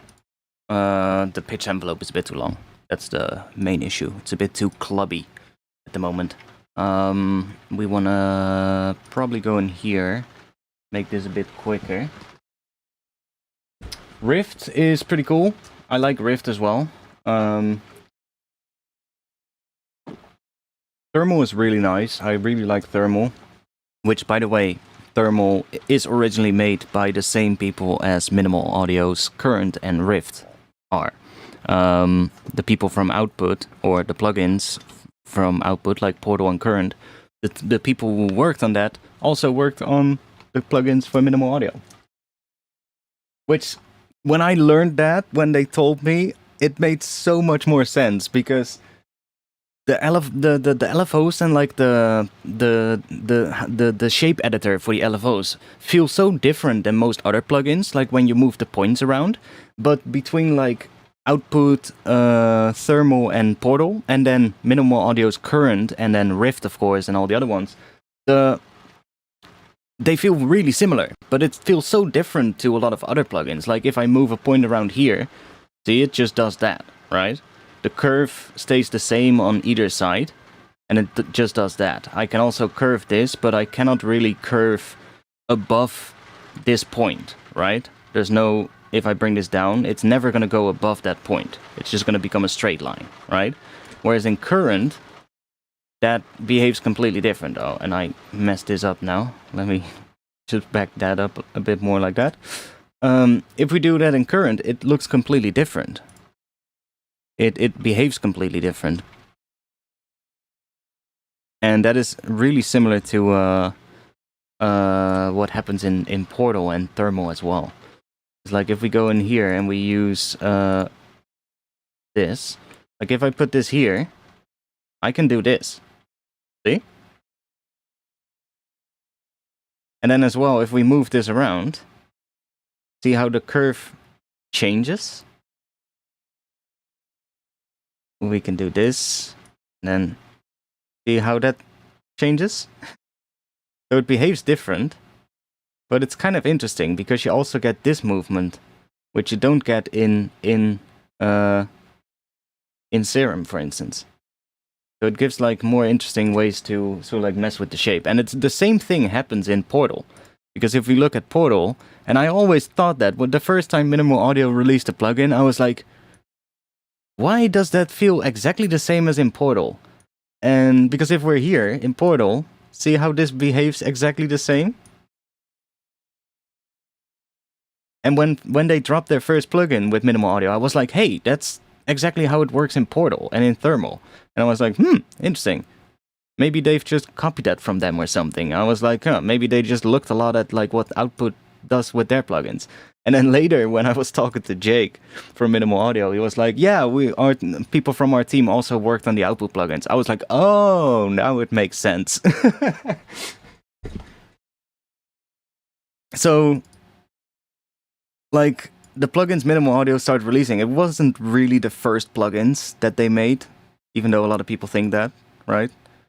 But yeah, I love Portal. Portal and Thermal are such amazing tools. It's some of my go-to plugins if I just get stuck and need something to sound weirder. Just like chuck a Portal on it, flick through a couple of presets until you get something that sounds somewhat interesting. Portal is such an amazing plugin. It's a plugin that I'm actually making a preset pack for it at the moment, which I want to drop probably in the first quarter of next year. I'm kind of looking into opening up a shop on my Patreon. So I saw that Patreon added a update where you can now make a shop directly on Patreon,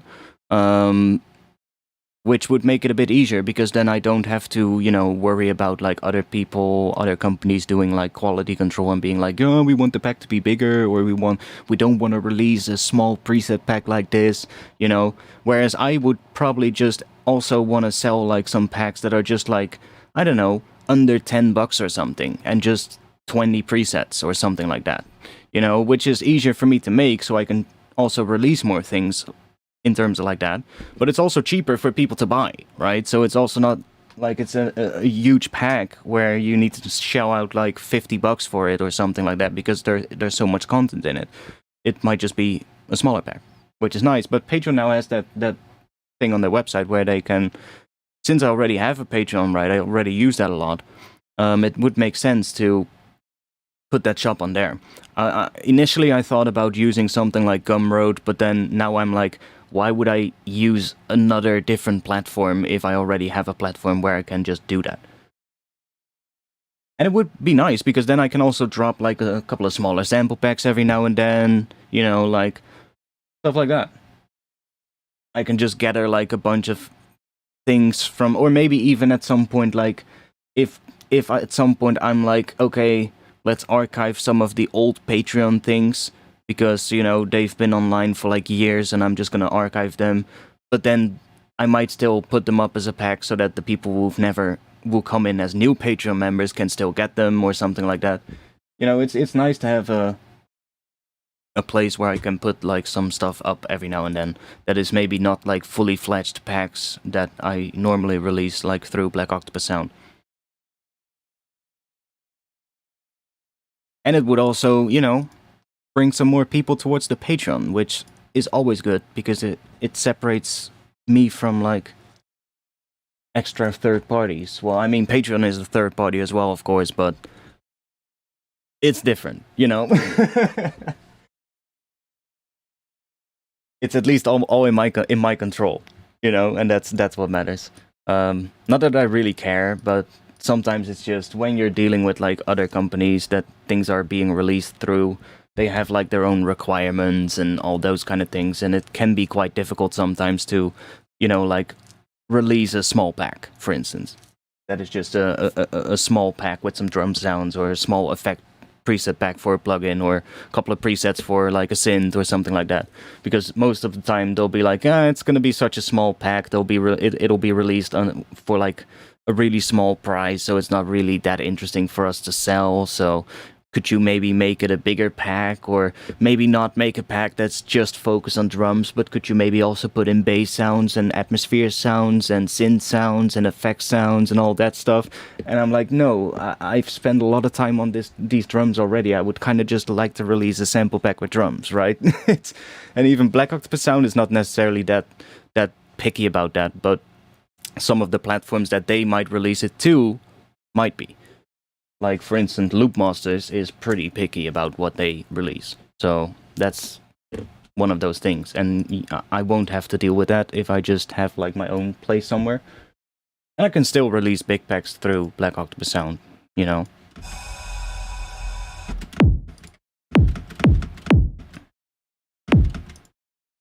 Okay, let's see.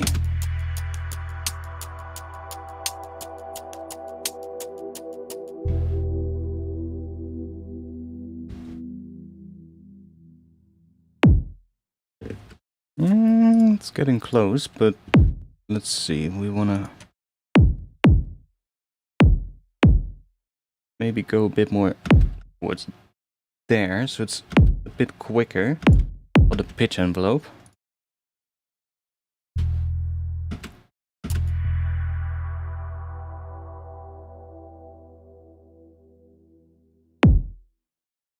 Okay, and then we do want to have it a bit more darker sounding, so it's a bit too much focused around here, so it's a bit too boxy at the moment. That's kind of what we need, or what it is.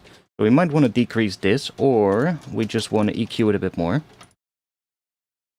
Let's put an EQ in between the two transient shapers. We'll just use one of the Ableton EQs, and we're just gonna roll off some of the high end here. So let's just grab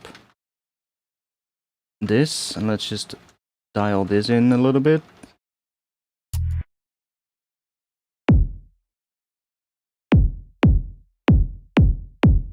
Now there's not really much happening here, but I'm sorry if you hear rain on my window, but yeah, that is too loud for the noise gate. I'm sorry, everyone. I can't really control the weather, but it just started raining pretty heavily. I guess you'll have some nice lo-fi Foley sound in the background.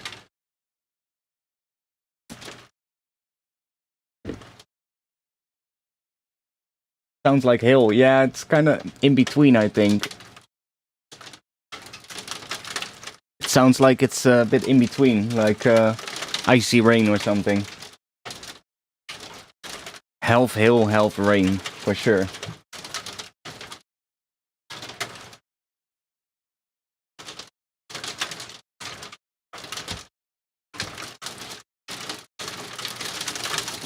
One moment, I need a new drink. We got one here. Holy shit, it's getting even worse.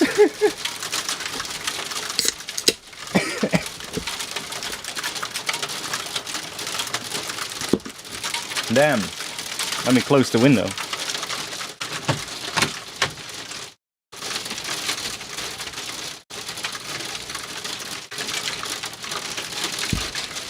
Sounds like a bunch of typewriters.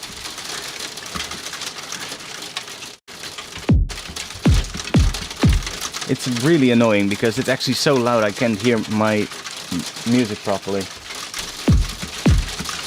How long is this going to last? Let me check.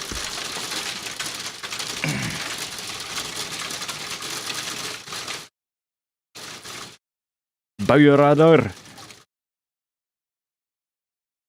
Okay, that is...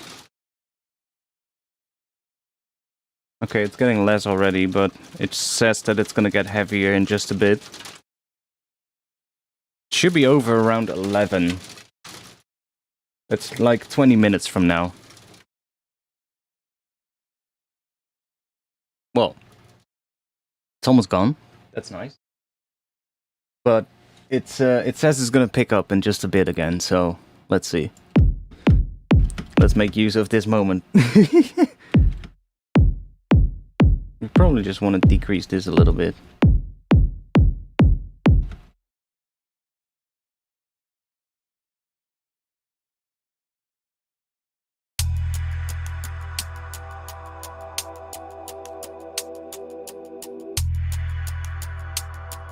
Pro tip, produce in a bunker. Yeah, if I had one.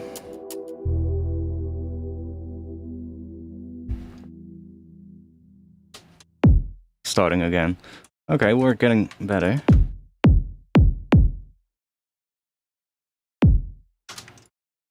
Might want to adjust the other pitch envelope in here.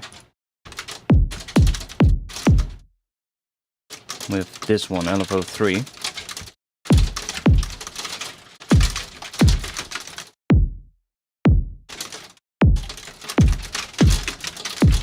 Now it's definitely hail. This is just hail.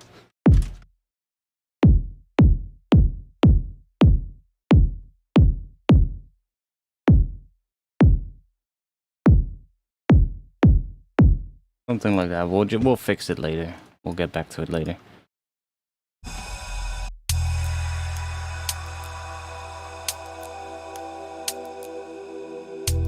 Okay, so I'm also gonna check real quick because we have this thing, but we also had those chords. What if we do something with that? What if we just grab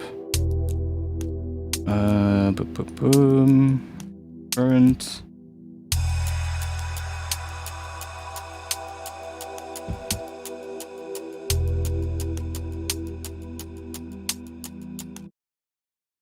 See, we had that to that. Okay. I know what we had. Just take this. So we had B to that to that. That is the first chord.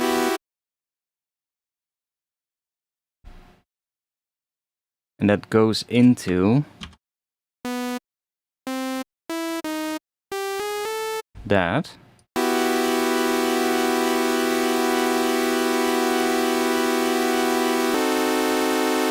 Ooh.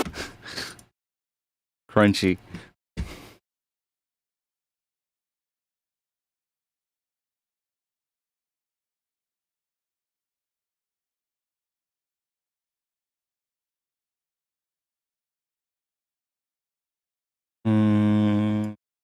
Chord bars? I don't know.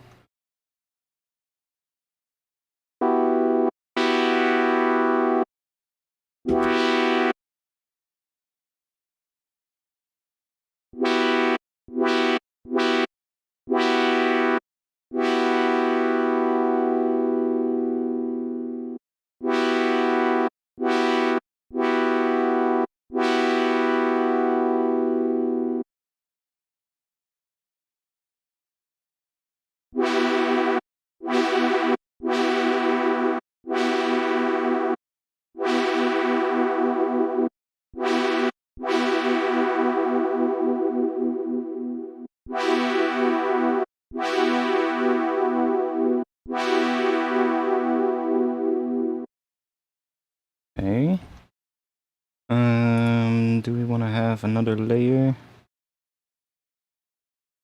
Dry.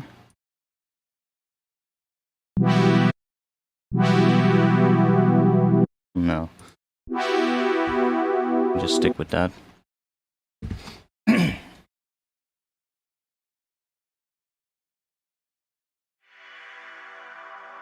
Okay, so that also had another filter thing on it, a bandpass filter.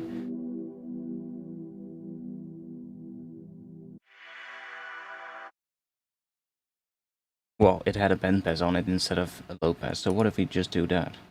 What if we go put that?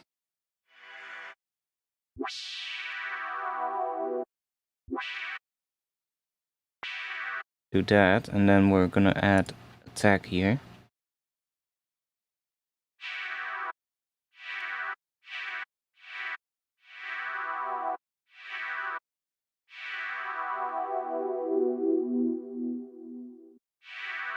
So we get that. Okay.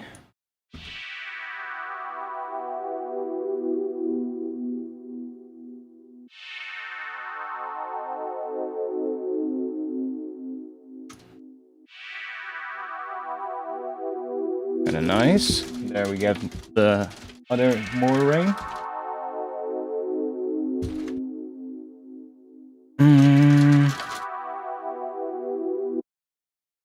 Yeah, it's getting pretty loud again.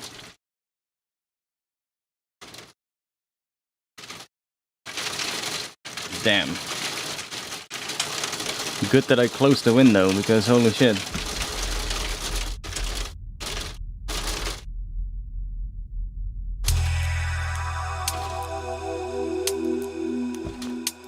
Put some reverb on it.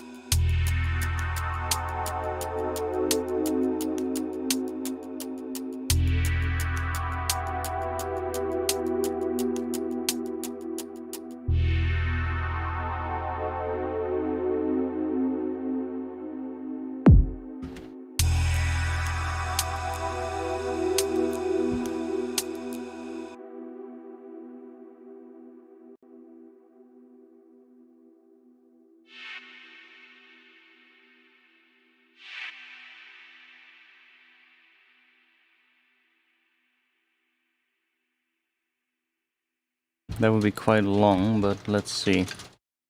I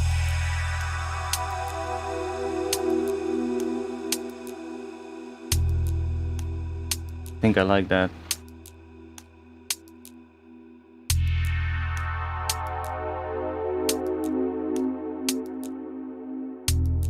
And we can we set this to 8 bars.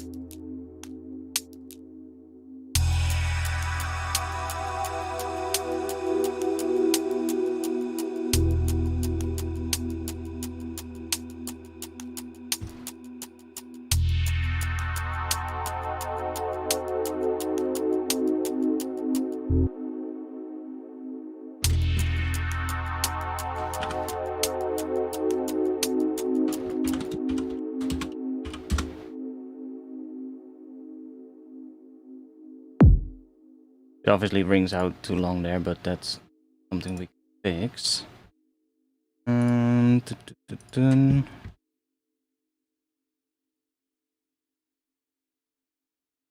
Why does it ring out there? Oh, that's the reverb, of course. That's fine.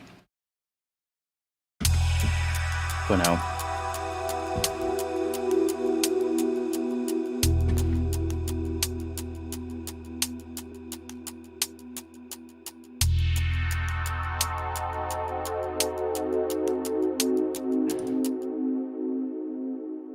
Like right here, it's a bit too loud as well.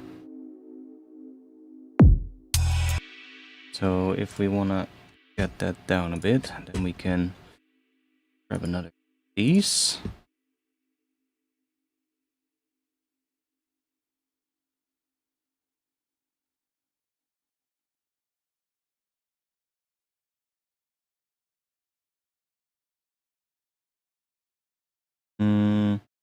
I guess we can put it on here.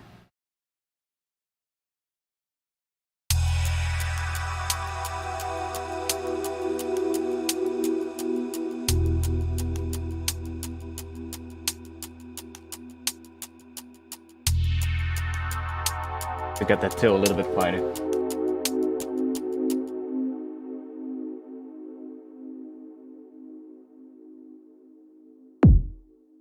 And then we're gonna have to work on that transition, but let's see.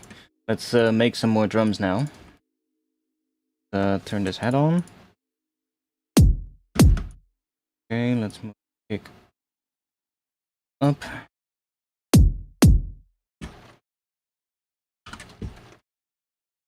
I think we're gonna have the head just be like that in the drop. The intro, it'll just be filtered a little.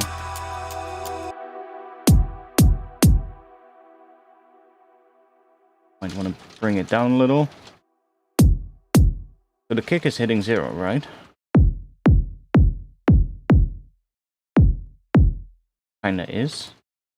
Let's just make the drum bus, let's just add some saturation on top of that so it's never gonna exceed 0. It's just gonna be clipped off, basically.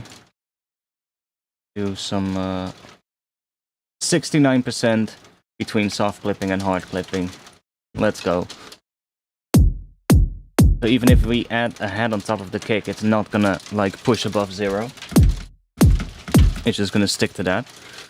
Now for the pattern that I have in mind, let's see, we probably want to have that extra head here.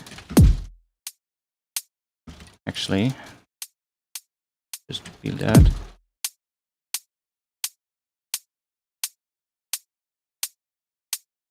Okay, let's focus on this length for now. We need some kind of a... For now, I think I'm gonna go with a clap, because it's gonna be a snare is gonna be so in your face right away that I think a clap is gonna be a better choice. Let's see, clap.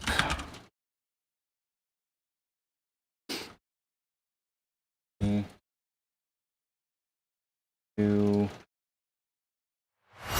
that so you can see a little bit of the browser. There we go. Clap. What do we have?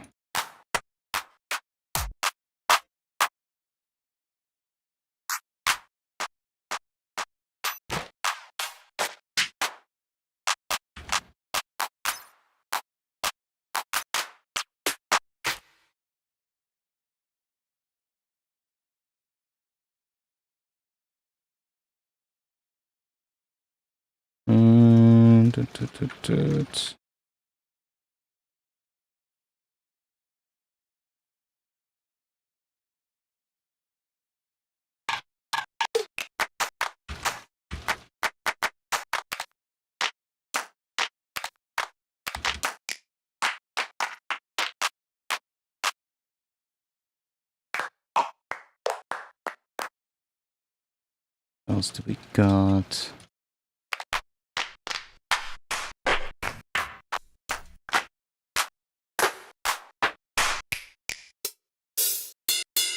That's not a clap.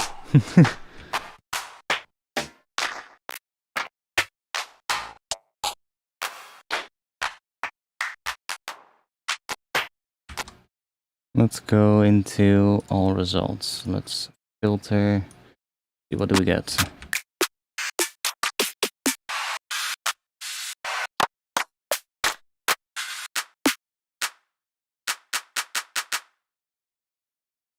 pick something for now and then we'll adjust it. Rain is still not over, boys. How late is it? Almost 11 o'clock.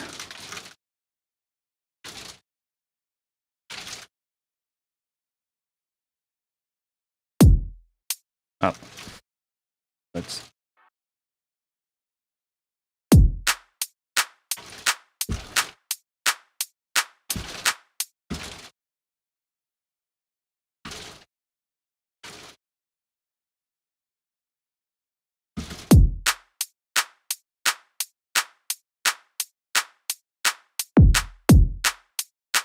something like that, maybe. Might have another kick here, but I'm not sure yet. That depends on the bass line, I guess. That we're gonna do. What kind of bass line are we gonna do?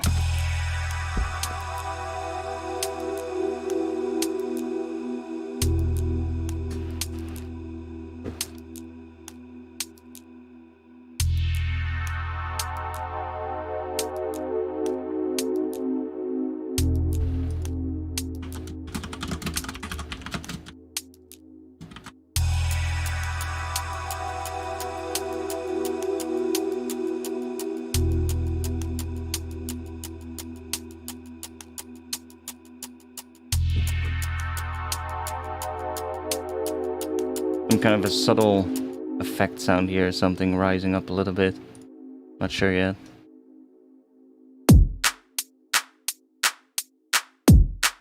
I think I'll actually leave that one out and just really give it quite a bit of time, but let's just do that so that we have it there. I kind of also want to have a vocal sample, and we should probably save this because we haven't saved yet. What is it today? 29th. 12/29 stream V1. How did you set up the microphone through the Ableton without any latency? What do you mean? What microphone? My mic, the one that you hear me talking through? That's not routed through Ableton. That is just going straight from my audio interface into my streaming software, and then there's some VST plugins inside of my streaming software on the audio channel of my voice. And I'm just using like some fab filter stuff in like the lowest latency mode.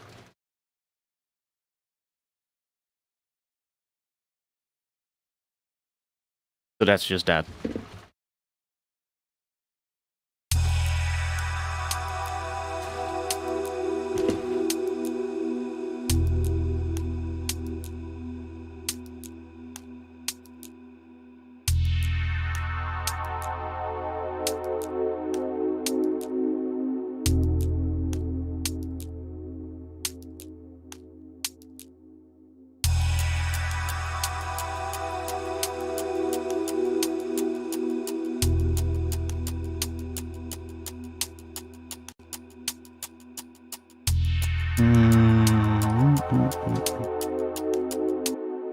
I'm gonna use one of these. We need like we need a vocal sample. Somebody have a vocal sample that we can use that fits, that we can put in front of here. Let's see if I have something. What do I got? This is all a lot of stuff that's not gonna fit. Need like some, yeah, we're probably gonna go with one of those old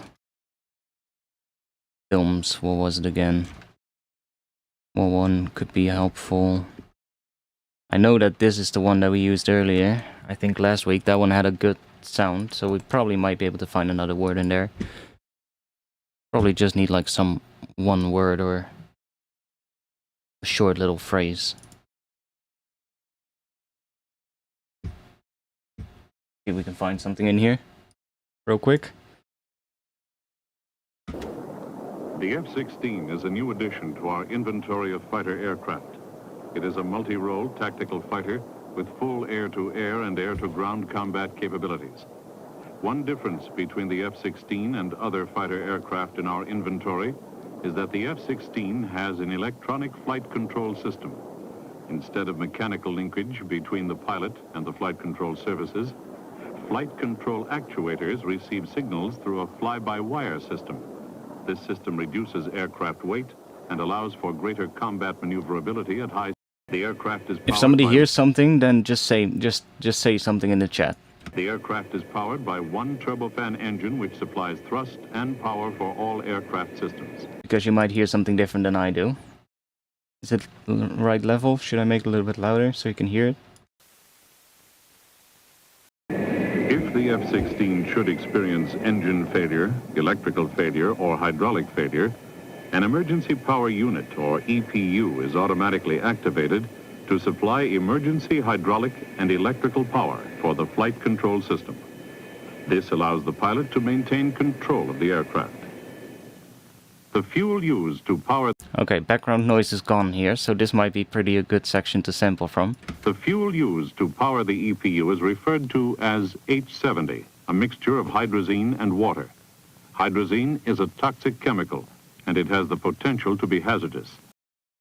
Wasn't that what we used last week? This part. And it has the potential to be hazardous.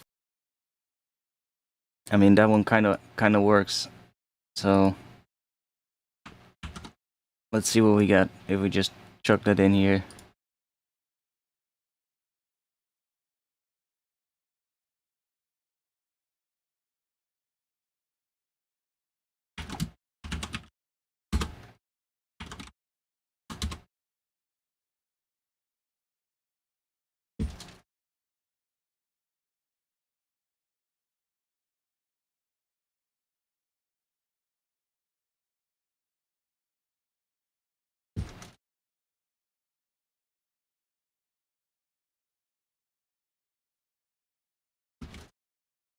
It has the potential to be hazardous. It has the potential to be hazardous. Like, this probably won't even be the final vocal, but we just need something that we can use for the time being, so that we can kind of have something in front of the drop, so it feels like we're actually going into a drop, right? Let's see where we want to time it. It has the potential to be hazardous.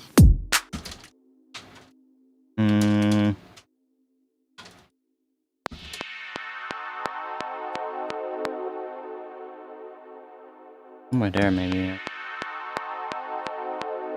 It has the potential to be hazardous. It kind of wants to go here, I think, but might work.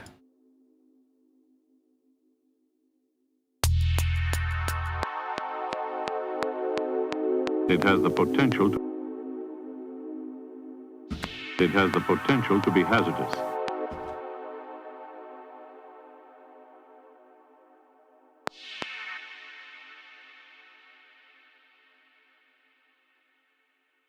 Potential. On that one. Needs a longer snippet? Yeah, I guess.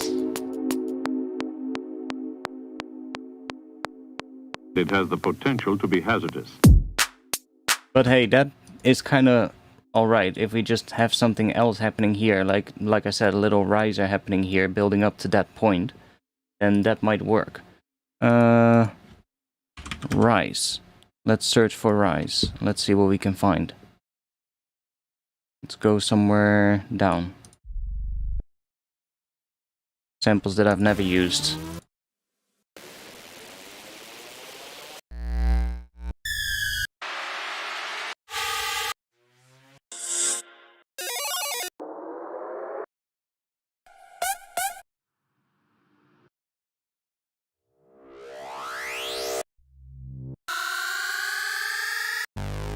What if we do effects included as well?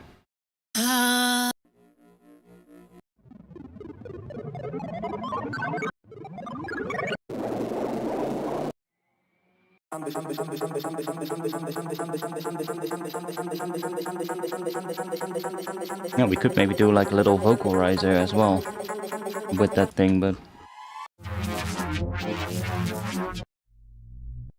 do we have like a weird riser?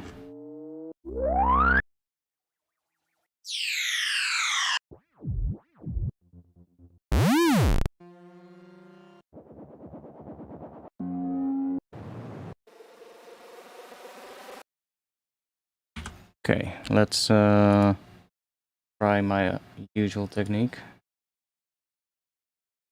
That always works.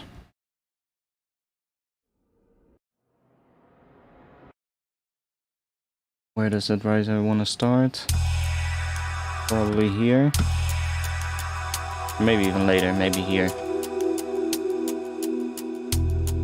Yeah, probably there.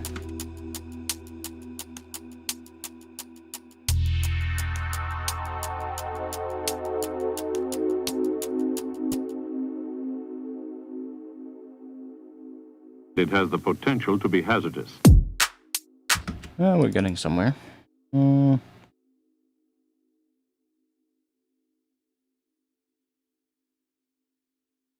if we go all the way up to there, maybe. See what happens. Let's grab a current.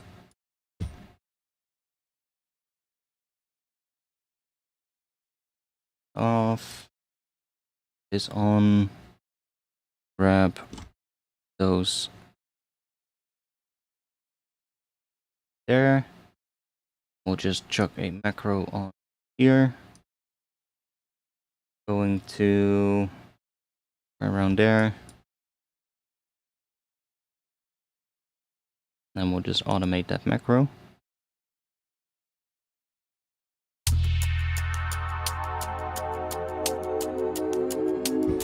Oh, well, oh yeah, the speed is turned still on. Give it a bit of spray. Let's make this a little bit longer. Maybe give it 2.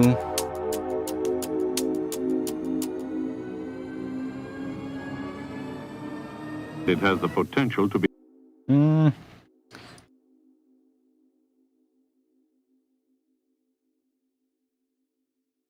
Kinda wants to maybe go up until there. And then that.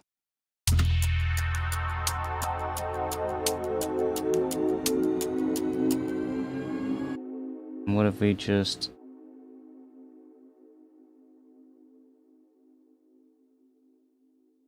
that? That's fine.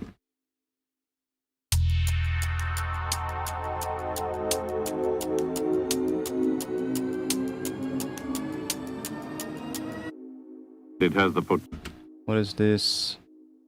Where is it? There.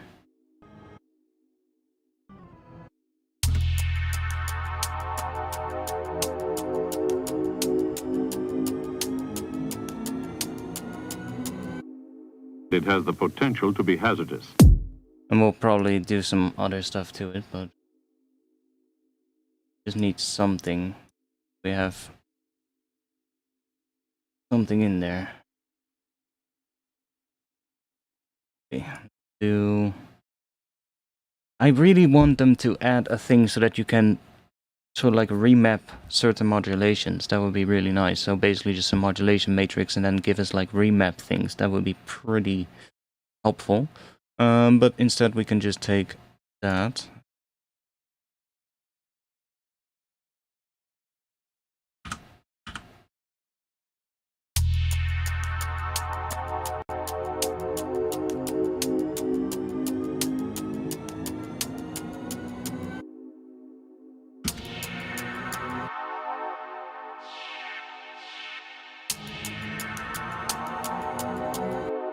Why is it not doing anything? Because this is not do it.